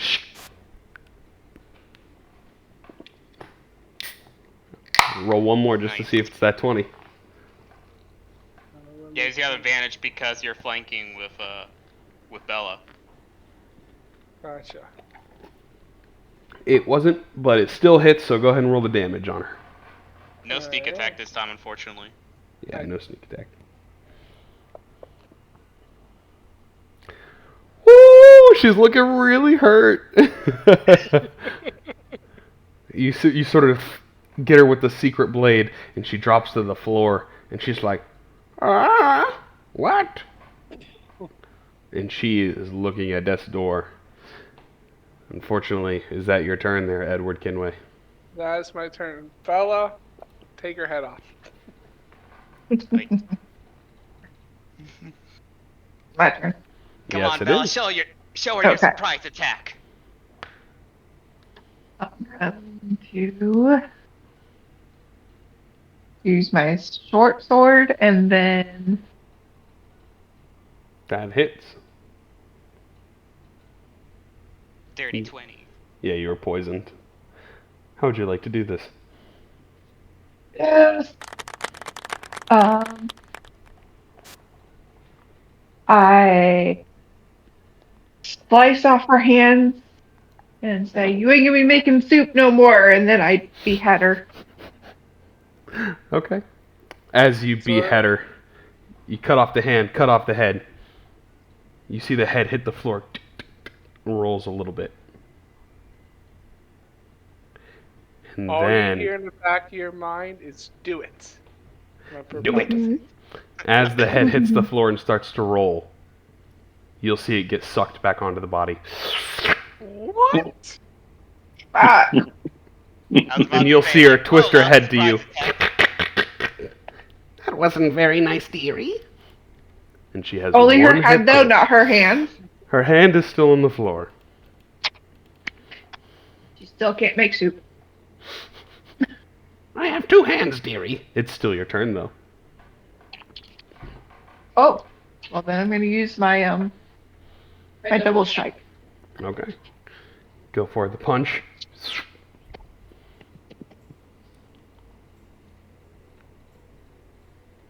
Well, Double strike. Daniel.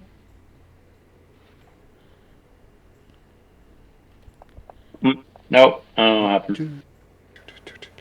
So the first one misses, the second one... The heck happened?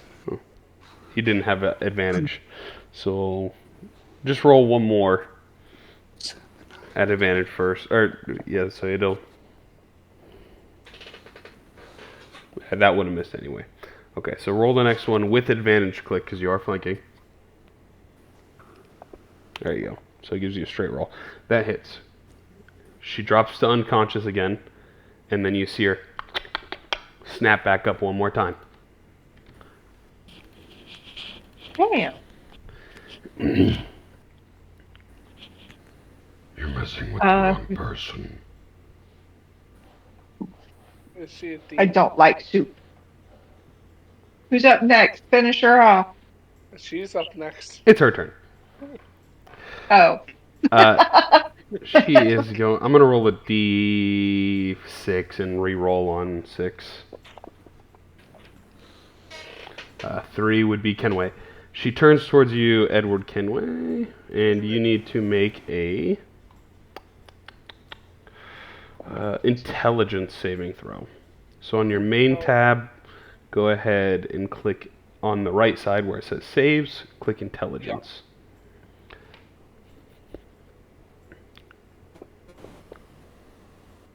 That is a success, so you will take half of this damage. Wow, 2. Not bad. Well, that's it. On her turn. Second level spell, everybody. Whoop whoop. Do I got it. put? I got you. It takes 2 of your wounds down. That'll be her turn. Good job, everybody. Edgar. Woohoo.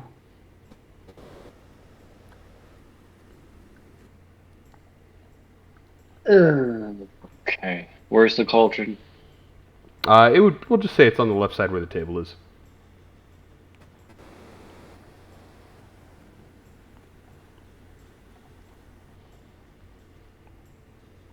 Let's see. Okay.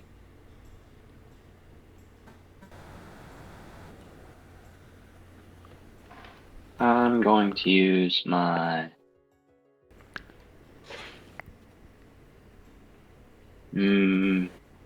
fuck it. Magic Initiate Protection from on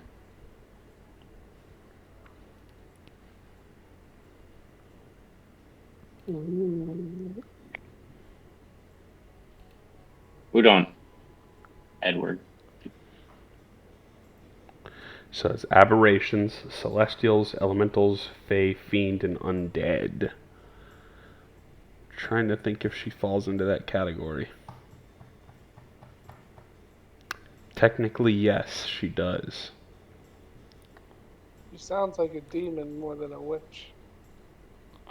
That's Yeah, technically fiend. Fiend is a demon. Or Fae. Fae is from the Feywilds, which most hags are from the Feywilds. However, there's more to the story. Alright, that is an action I don't have a. Bonus action. Ooh, I can. Everybody else wants to attack. So I think that will do it. Okay. Garrett. Do the killing blow. I'm like, so I'm looking at Granny. That front looks different. It's like, whoa, Granny, what happened to you? You have such a big head. Oh, the better to see you with.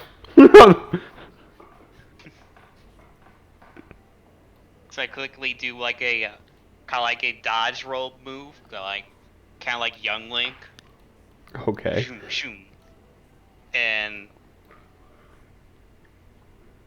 then I go to stab with my hidden blade. Okay. Advantage, get some flanking with Edgar. Explode this lady.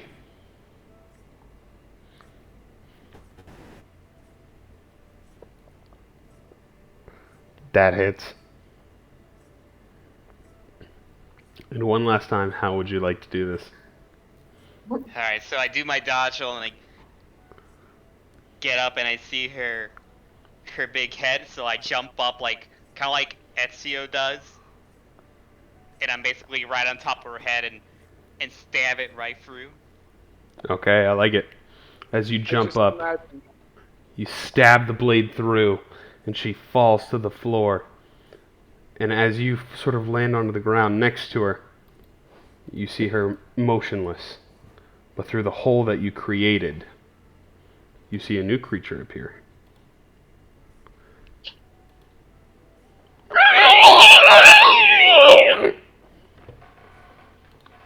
Whoa. Let me show you what they look like.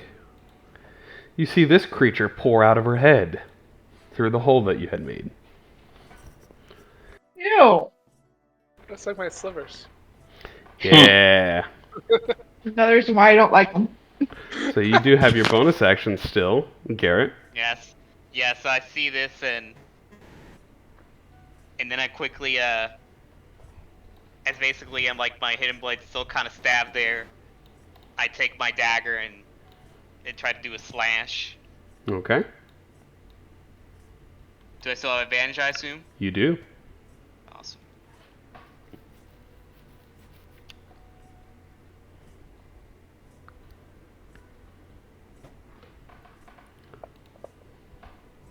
That hits. And as soon as it Ooh, pops nice up, it pops out, you stab it quickly and it explodes. Yeah, I do like a super slash and the bug is cut in two. Or the slug, I should say. So, as you all kind of finish off this psionic hag or whatever it might be down here, dog's barking. As soon as you finish off this psionic hag or whatever this might be down in this room, you immediately hear from upstairs the chambering of children like, "Woo, yay!" And you hear Jeffrey at the head of the table. He's like, "You know what? That was absolutely awesome. But I'm sorry we have to do this to you now. What the fuck? Get him." What? We're going to roll for initiative again.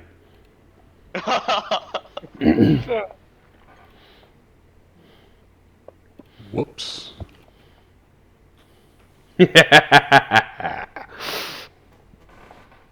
don't tell me we're gonna fight kids now. This is wrong.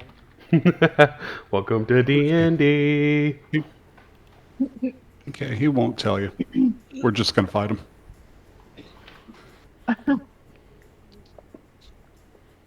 Oh, I like the speed. Like,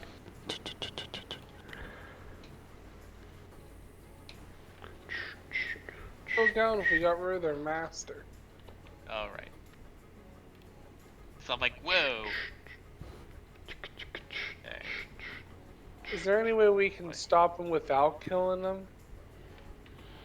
uh, How do you tell their parents that we just killed your kids? that's a you problem. Oh, I appreciate that. Guess who died in the treehouse today? Jeffrey did. Jeffrey Every did. do. Okay. I like. So we're gonna Like continue that. on down the line. Garrett, as soon as you finish off that one down there, you run back up, hearing the chanting of children, and then the darker, deeper voice of Jeffrey. And I'm like, whoa, Jeffrey, is that you? What was Jeffrey is no longer. Do I believe it? Give me give me an insight check.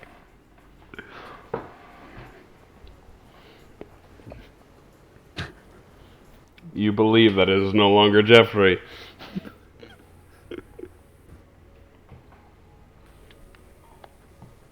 How dare you march into our base? You will make them perfect hosts. And I'm like, and how dare you kidnap, enslave, and kill these children? It's okay, one of your friends is already becoming one of us. Alright, so now, yeah. Okay, so I move up here. Okay? Okay. 10. Yeah, I think I'm gonna take up my crossbow here, and I'm gonna fire at Jeffrey. Okay. Jeffrey. Short bro, as you say. Short bro, got it.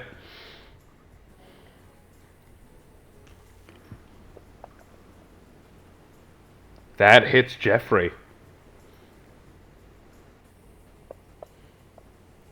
As you pull back the short bow, you blow Jeffrey away, and he is dead.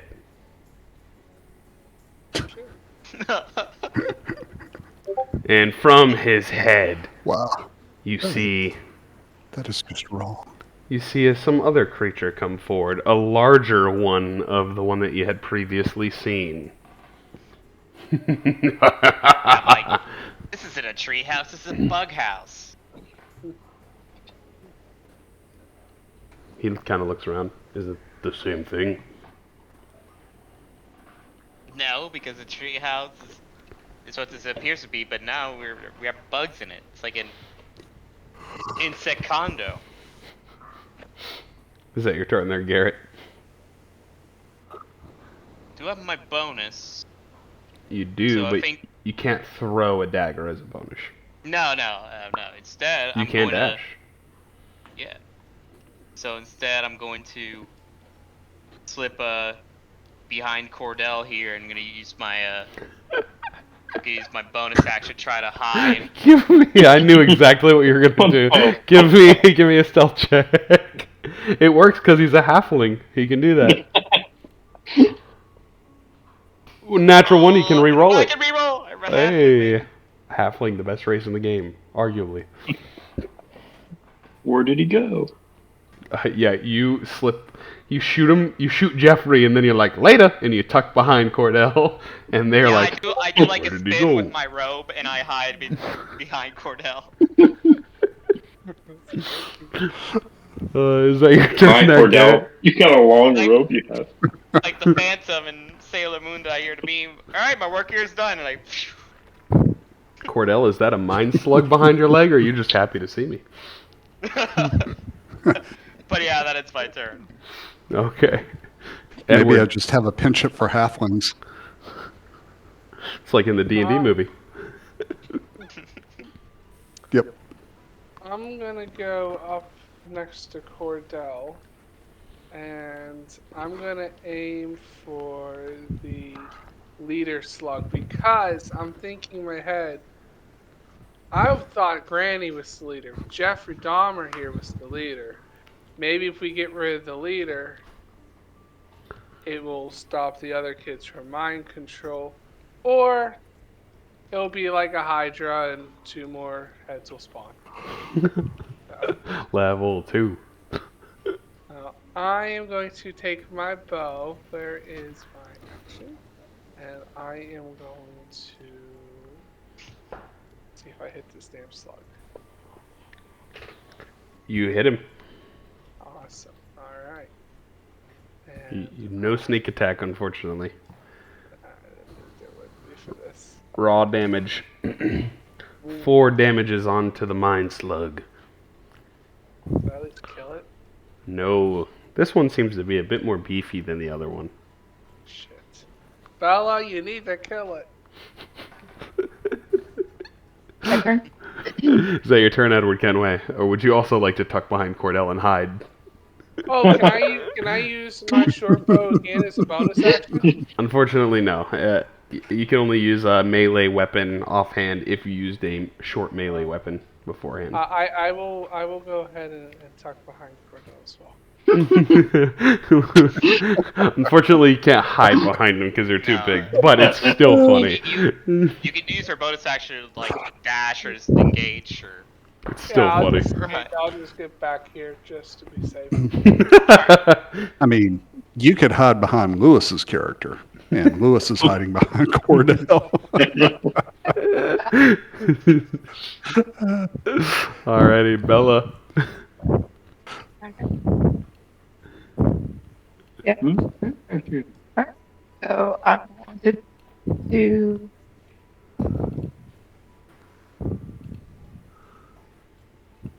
Yeah, that. You know what? Huh? That what? That's that guy. Oh wait, that'll get them too. One. Hit who for what? Sorry, hold on. Just him. Oh, then yeah, that's how I would. I'm gonna do Sacred Flame. Okay. On whomst of us. They succeed, unfortunately. See the mind slug kind of dip out of the way. And the fire does no damage. And I'm like, whoa. Move out of the way. What? Doctor, move out of the way. Okay, then I'm not gonna move out of the way. Okay. Is that your turn? Yeah, I guess so. Number 5 is gonna come 1, 2, 3. Don't hurt our leader. And they are going to do a club attack at you. But they use their arm as a club. They're just like 15 hits. You take 2 damage. Go ahead and make a Constitution saving throw for me, please. Edward Kenway. Constitution. Is that in the main? Then Main, right side, you see Con. Yeah. do they not fall under the face or the themes? Does he? Oh, so he'd have to re-roll for that? Yep. Yeah, because I didn't have these guys typed. So yeah, they will roll one more attack because they are technically an aberration.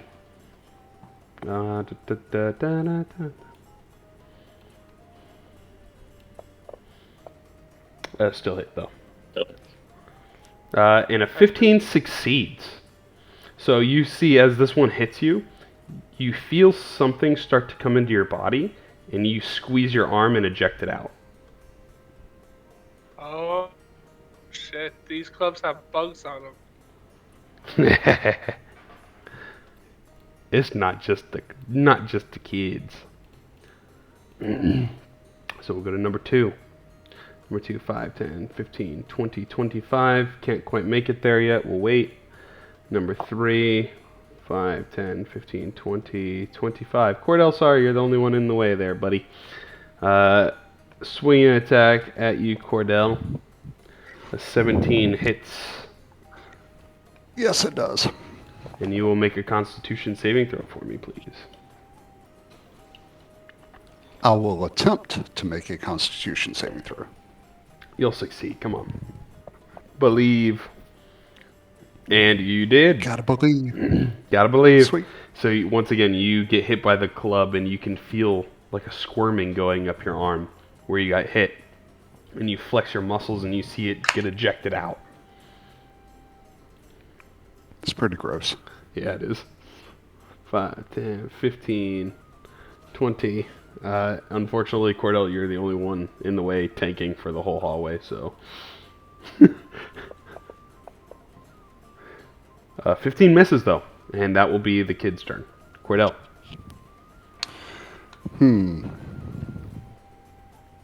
All right.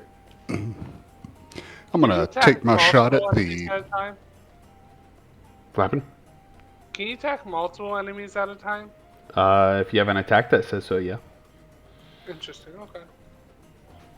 All Sorry, I right. didn't mean- I'm going to take my shot at the Mind Slug leader. Okay. All right. One attack only. Here we go. Hit it, hit it, hit it. Boom. There we go. The +9 really helps. You shoot the slug, Right. and it's still standing, although you see some blood and spewings hit the wall behind it.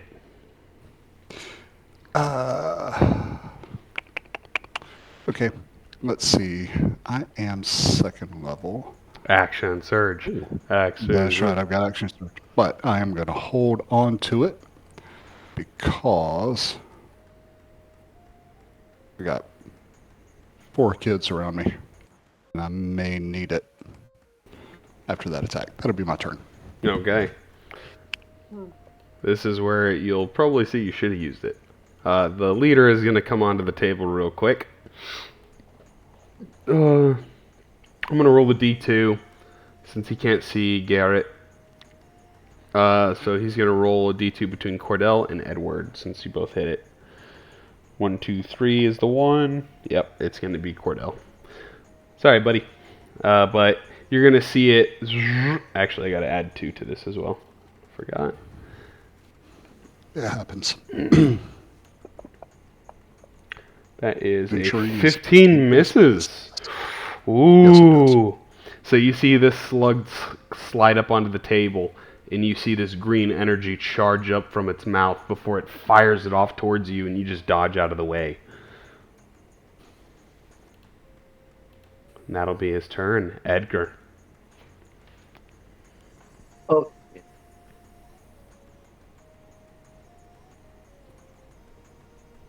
Alright.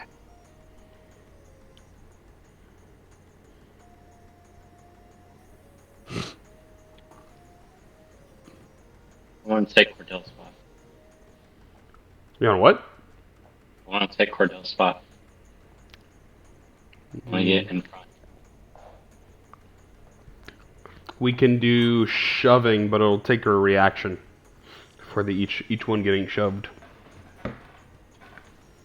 If that's something they Okay. want to do.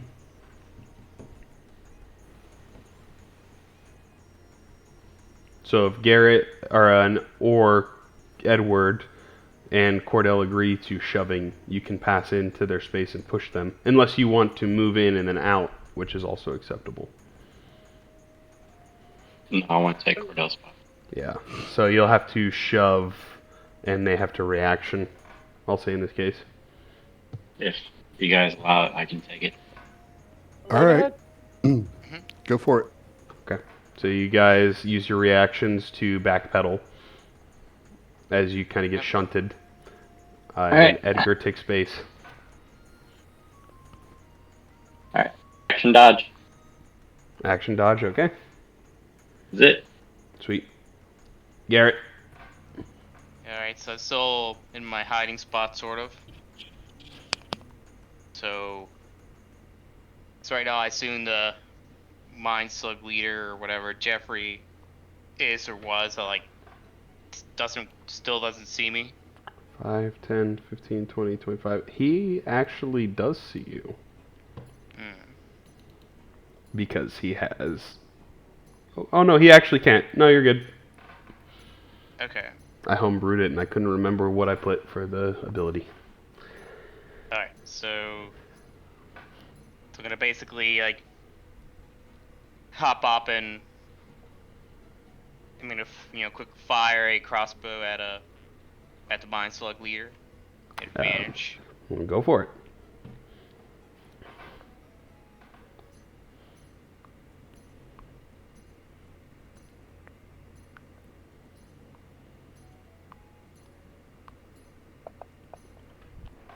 Ooh. Nat 20.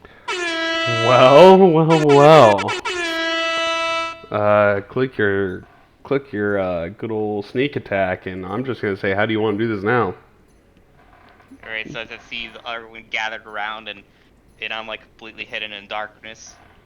Because the lowest you can roll is probably 7 damage. I think between 4 dice and 3. Yeah. And then I swoop up and I'm like saying in a little deeper voice, surprise, and fire the arrow so fast, like barely register what happens. Like a railgun. Yeah. You snipe the leader, and he gets pinned to the wall. Yep. And goes limp. You all are still in combat. Good job. Oh, we gotta kill the kid. I think all of you would come to the kind of terms by now that these are puppets. These kids are now puppets. They are no longer even kids at that point, since they are being hosted by these creatures. So, Garrett, is there anything else with your bonus action and your movement? Yeah. So now I'm gonna hide here behind Edgar with my bonus action. Perfect. Go for a roll.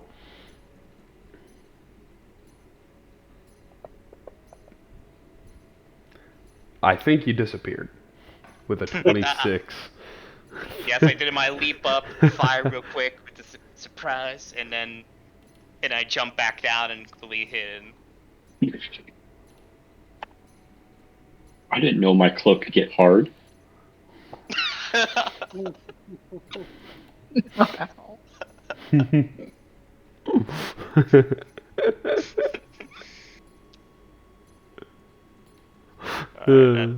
is my turn. That'll do it. Okay, Edward Kenway, you got a couple of dudes in front of you. I'll allow you to move into spaces if you want melee, and then out as long as you have enough movement to do so.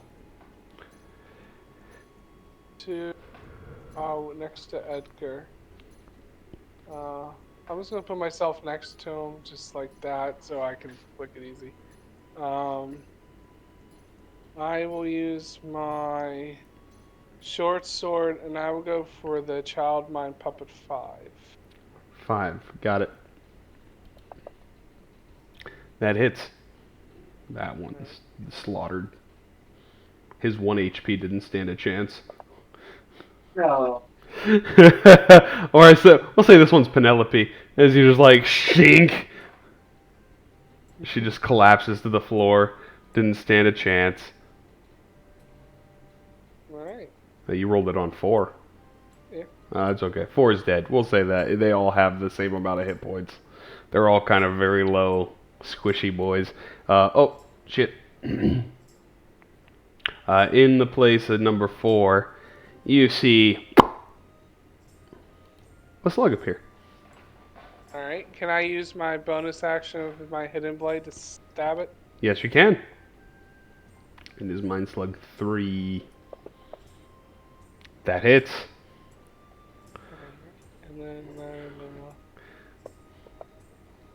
Oh, it's still alive. So you Oh. stab the kid and you see the slug pop out, and then you stab the slug and it's still there, just like. And I whisper quietly, to Edward, like, you gotta put more oomph to that surprise. I will move back 2 spaces and go back where I was standing so I'm not annoyed. Would you like to use your disengage before you do so? Yes, I'll do that. So I'm gonna get attacked. So your bonus action, you disengage, so you don't get attacked by 3 children or 2 children and a slug. Yes. Good. Got it. Alrighty, Bella. Okay.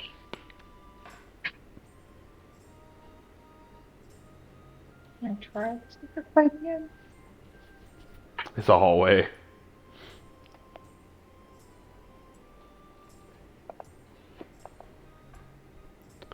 They fail.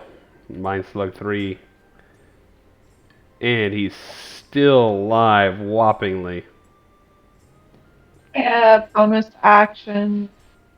My fist. Okay. I can't. Yeah, it's not a monk weapon. You also have the key point. You don't need a bonus action to use one fist. You only need one for 2.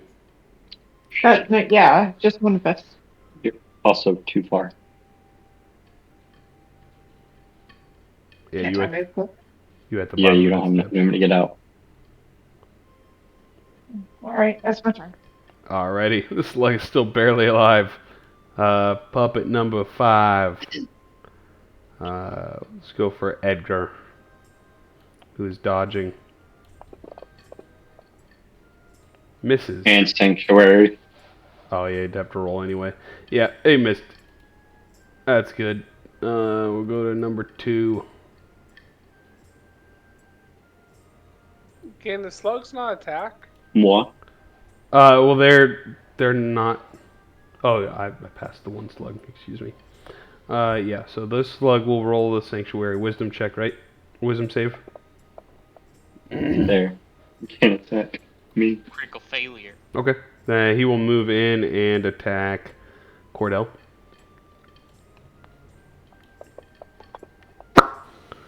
$22. Yep, that hits. And make a Constitution saving throw, Cordell.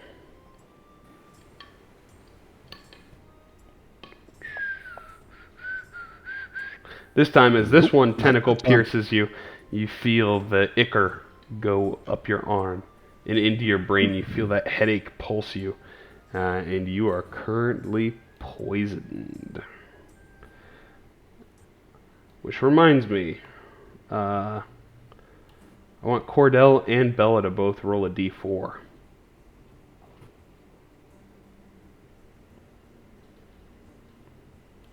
The Mind Slug will move back, though, so Cordell, you do get an attack. If you would like. Okay. Yes, I would. And that will be pistol shot. See, I think I've got him targeted. Hits. Oh, okay, I know why it did. Because you're poisoned. Yeah. Yeah, poisoned. And the slug is dead. It tries to move back and you blow it away. Chop Puppet number 2 moves in. He's like, whoa, I can attack. Wisdom save. 12. That probably doesn't mean it, right? Probably 13. Nope. Yeah.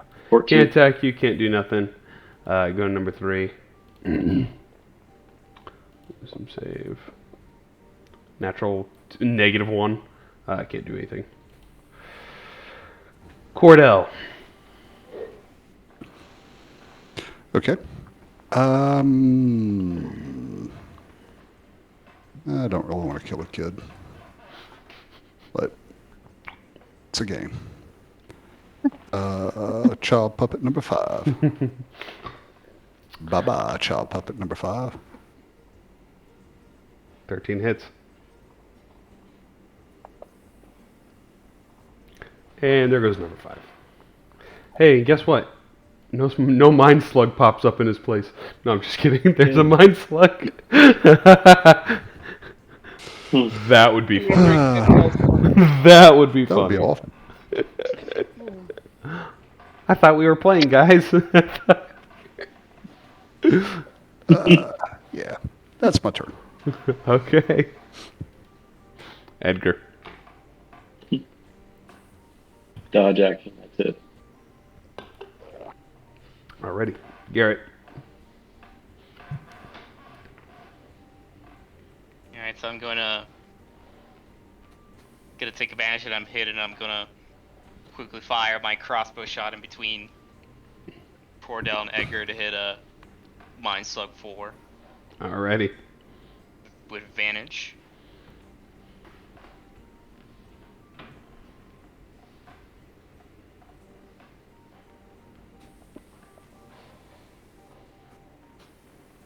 If that hits, and this guy's probably disappearing. Rogues. Yep.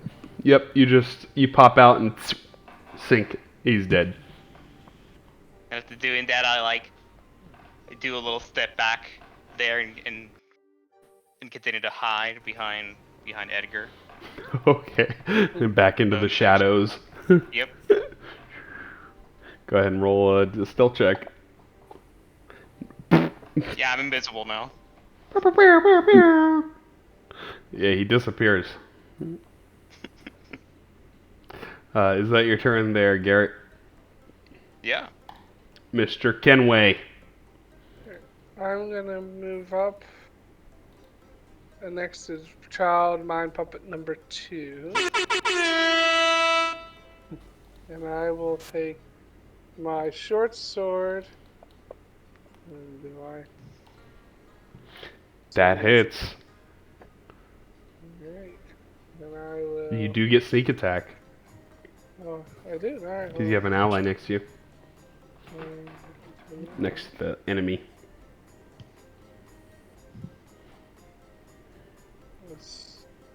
South.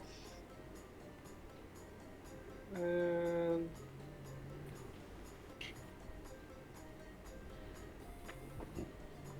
Just to confirm if I do this right, as I have it on self, do I just take my Just click it. 1d6 plus piercing 3? Yeah, if you for your effect there in your actions tab for the sneak attack, just Yeah. click that button with the effect on it. All you have to do is click it once, and it'll put it on you. There you go. And now just drag the damage. Alright, that's what I was supposed to. Okay. Damages. And yeah, you exploded this kid just. And Alright, and let me guess there's a Mind Slug coming. Which I will use my bonus action, my Hidden Blade, and attempt to stab. which you do. You can definitely do that. And you definitely hit it. And he's dead as well. Oh, should I turn off my sneak attack? It gets rid of it every time you use it. Good deal. Yeah. It expends on roll. So you stab the kid and you see it, and then you stab it, and it just goes limp. I scream over the Garrett and I tell him that was a little more blow this time. Yeah, you really gave that thing this prize. And I show him a thumbs up. Funny. Gave Are you you going to something, continue that's for moving sure. there, Edward? Oh, I'm done. I'm good. You're good? Okay. Bella.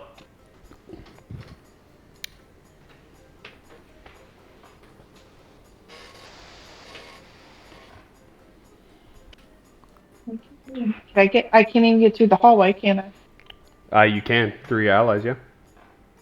Okay.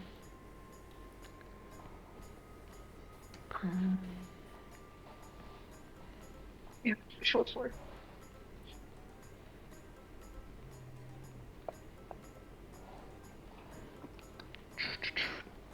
13 hits. I sliced through the goo. Slice through the child. And he fell over. And guess what? Surprise, surprise. Slug.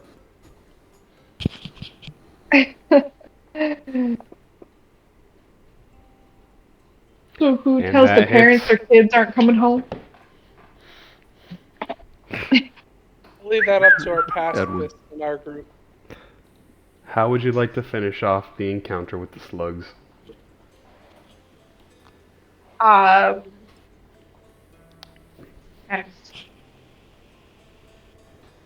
slice the goo. I don't know. I just slice the slug in half. Okay. So as you stab the kid, the slug comes out, and then you just slash the slug as well. And in a sad story, all the slugs are defeated. However, Cordell and Bella, both of you still feel ill.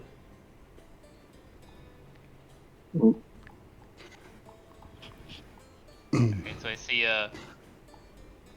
Bella kind of hurt, and I'm like, Well, yeah, we need to get Doctor. some doctor.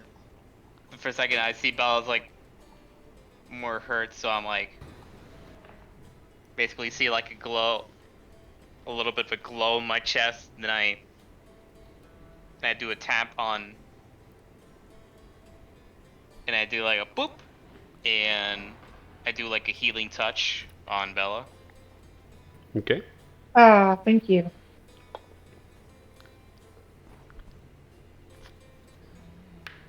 That's a pretty good roll.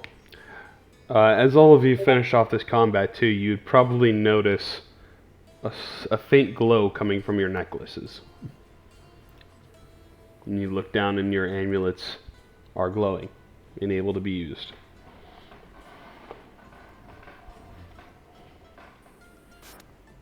So, should we tell the parents or just leave?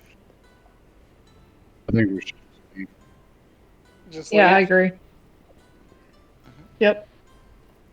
That's bad news. You could deliver under any circumstance. But if I'm not on your own- Rather leave them the false hope that their children are out there somewhere than to deliver the news that they're gone. Yeah, I because just they're going to haven't- blame us if we deliver the news. They're going to blame us and take it out on us, and we don't want that either. No, that's true. Yeah, let's just bounce. So no one told us to come here. We just kind of saw that things were happening and investigated, or from the town itself. Well, not it the, was not the guild. no, this was from the guild.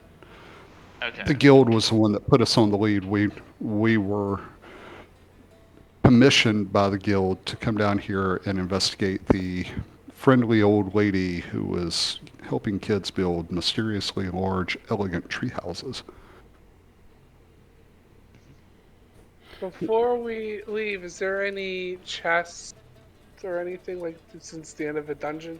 Yeah, you can scour through, and these creatures were very rudimentary. You'd probably see a little bit more attention to detail now at the maps. And I want someone to give me either an investigation or just a general intelligence check.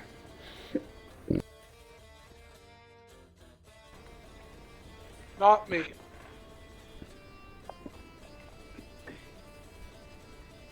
And Cordell, looking at the map, it looks like the places that are circled on this map of the town, they look like places where people would be susceptibly easy to infect, now that you get a second look at it. For example, the bar. Yep, I was wondering what kind of master plan this was a part of. I will share my observations with the group.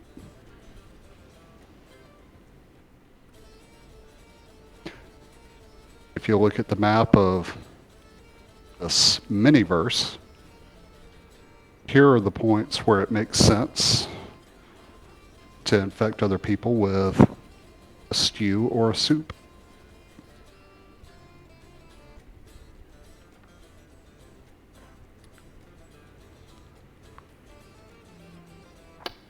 There you go. So, but looking around, there is no treasure in this place. They didn't seem to be keen on collecting treasure as much as they were trying to reproduce and expand. And this unfortunate group of friends seemingly was the first group of people involved. And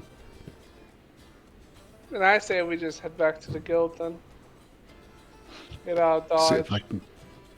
Yeah. See if I can get a binge going on to flush whatever's in my system out. You guys do know that there is a spiritual hall of sorts, or a church, within the Spelljammer Hall that might be able to provide you with assistance. Okay. Sounds like that's where I need to go. So, each of you are going to grab your amulet and return to the Spelljammer Hall. Yep. Yeah. Yep. Okay. That sounds like a good idea.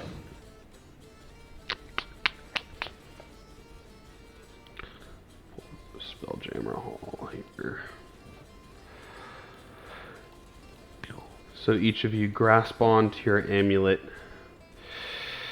Take a deep breath. Close your eyes. And within a moment's notice, you're standing back in Commander Buzzkill's office, as so you like to call it, which is this room here. You all returned. Well, haven't seen you around in about a day or so now. Interesting. You enjoying your time within there? Yeah, that granny was a buzzkill.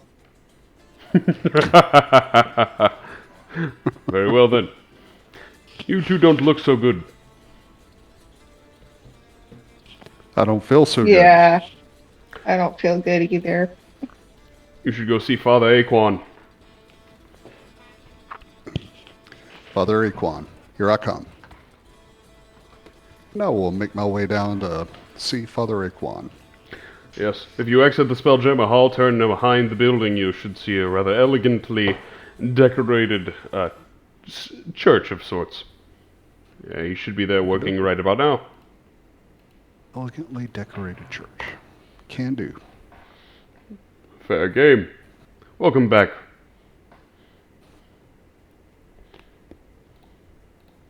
Where can I find my flintlock pistol at? Oh, you can heat up the armory afterwards. Oh no, you'd have to see Gunther. Gunther is one of my favorites. But And let me open up those. We'll deal with the we'll deal with Father Aquan first, and then we'll go back to Gunther because he's an interesting character. Alright. I'll be right back. Got it. Alrighty. Okay. So each of you head over to the. Let me see. Did I write down the name of it here? The Sanctuary. So, you go over to the Sanctuary, where you meet this bluish kind of water genasi individual that's currently standing in a pool of water. He's channeling his hands, just pulling the water up and purifying it as he stands there. And he turns to each of you. Oh, we have new faces here. Welcome into the Sanctuary. Thank you. Appreciate you welcoming me in. I don't feel so good. Well, Aquarius Moonlit can cure most things. That just depends on how you feel and what you feel you've been afflicted with. Parasites. Parasites, you say? Any kind of variety in And particular? Yeah, kind of parasites that mind slugs. That's what I think it may be. Mind Yes. slugs. And you too. And he turns to you, Bella.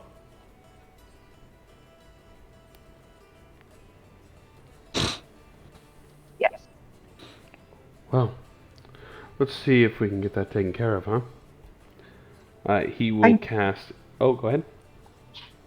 I just said thank you. Okay. He will begin to cast a lower level healing spell. I don't think any of you recognize currently. Maybe Edgar might have seen it perform before. But you'll see this sort of soft golden energy surround you as the water drifts and floats around each of you. You see it pull out this little bug from your mind before it swirls away and disappears. And I think Father Aquan would turn towards you, Cordell.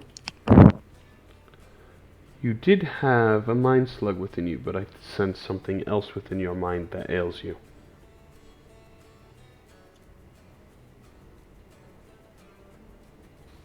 Okay.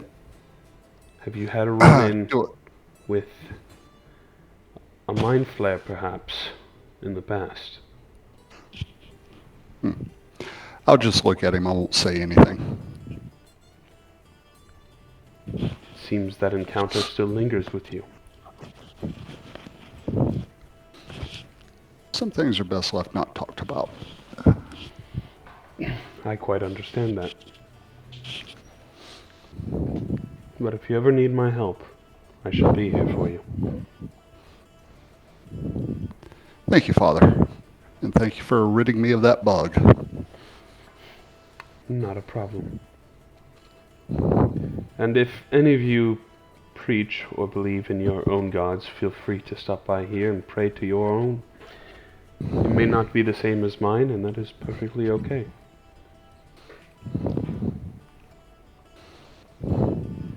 Thank you. Not a problem. He sort of gives a bow and a soft smile. That smile that seemingly hides pain. You'd kind of get that feeling he's putting on that smile. As most people probably do in a line of work that sees so much pain and injury and danger.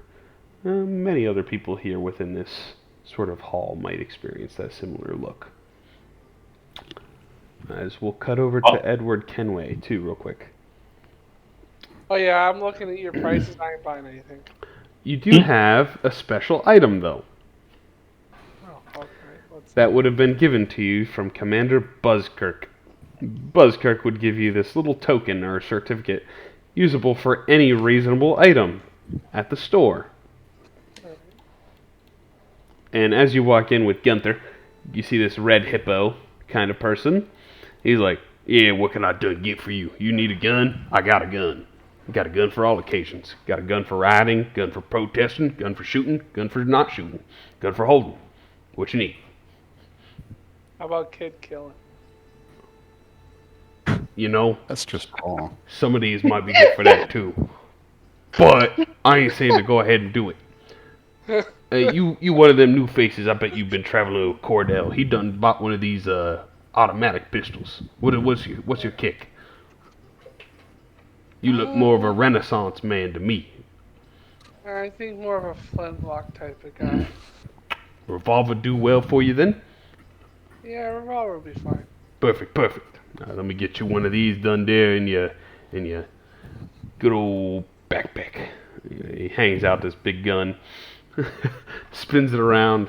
You're gonna need some modern bullets for that, and that ain't covered there by the covered by the certificate. So you got to buy the bullets on your own. How much are the bullets? So in that shop you have there, you need the 5 gold modern bullets. They're 5 gold pieces for 10. Alright, so if I buy... How many should I buy? What do you say? Well, you can never have too much ammo. You know, we might be going through an ammo craze any day now. You know, we gotta make sure you gotta be stocked up on that ammo. You can get 50. I think your buddy done bought 50 last time he was in here. Buy 50 then. And there you go. Click the buy button when you're done, and boom, it's in your inventory. Alright, good deal. Yeah, now that you can, anything you need, just come around down here, and we get you taken care of. Okay. See? Perfect, thank you. All right, go gun crazy. See you later. So we'll cut back to you, Edgar, with Father Aquan. Did you know? What was it? I said, how did you know? How did I know what? I don't know. A man of beliefs? I guess you could say that. I recognize one when I see one. My church is not of the ordinary. Nor was mine.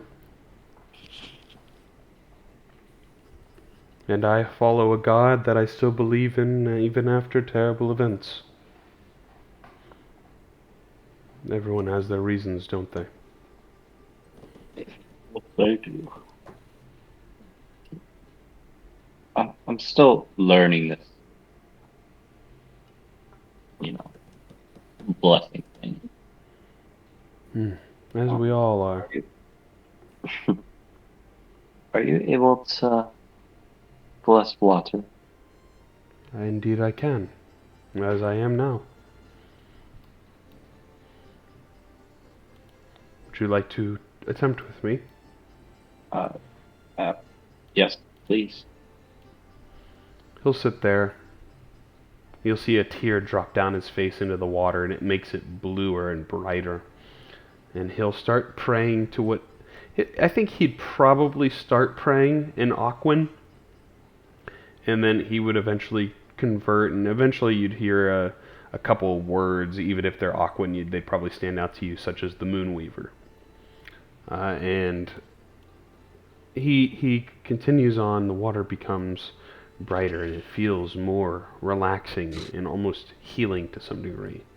I'm assuming you're asking about holy water, correct? Yes, sir. And he says, unfortunately, it is not free, as we must provide something of service here. And that keeps us going. But if you make any of your own, you're more than welcome to take it. These waters are perfect for creation. And this first one is on me. And he'll hand you a vial of, or a flask of holy water.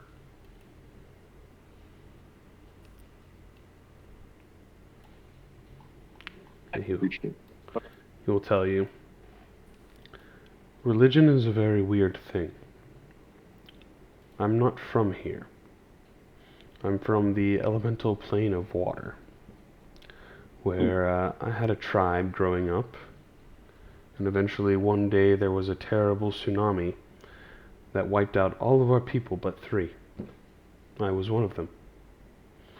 2 of the others also work here within the guild, and unfortunately one of them passed away recently. Which I think he would turn at this point to Garrett, who your amulet is still dripping with water.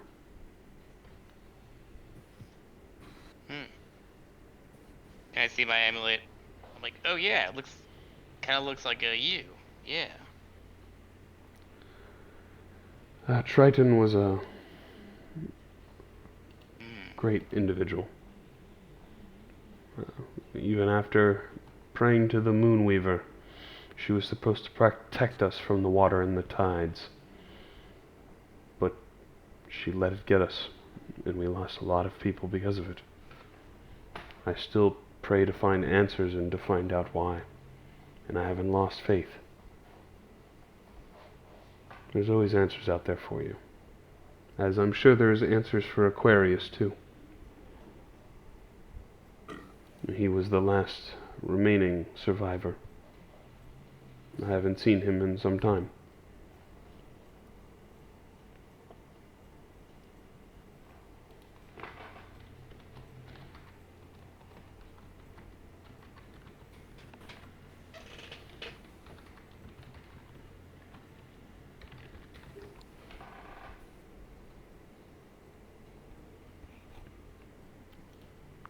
So even if your religion is unorthodox, it doesn't mean you shouldn't believe or have questions to ask for.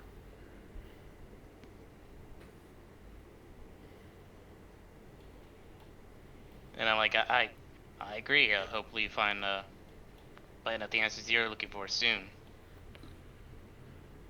I hope so. I'm always searching.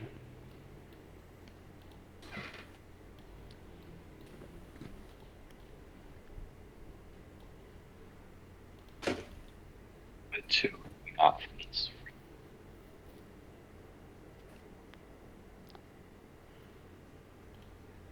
So where would you all like to go? Well, I'm going to head back by the armory and visit Gunner. Gunther? Gunner. Alrighty. So when I get over there, I'll make this real short. I'm going to praise him for the pistol, and I'm going to buy 50 more rounds of ammo. You can never done have too much rounds of ammo, you hear? You are absolutely correct. You know, your buddy was just under here. He bought a revolver too. He can be packing. Mm-hmm. I like it. I like you This was a guys. great ride. I'll see you all around.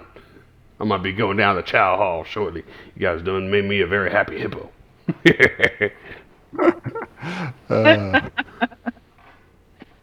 You're a hungry, hungry hippo. You're dang right I am, sonny. Much obliged for them bullets, sir. Not a And problem. I'll make my exit. Alrighty, as you make your exit, are you all heading downstairs for a little bit of meal? Sounds good to me. Sure. Okay. As you all step downstairs to meet with barkeeper Bastion, there is currently someone playing on stage.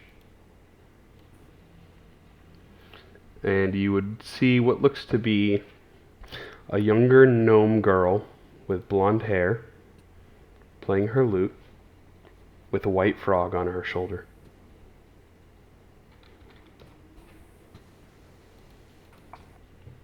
Oh, not blonde hair, excuse me, black hair.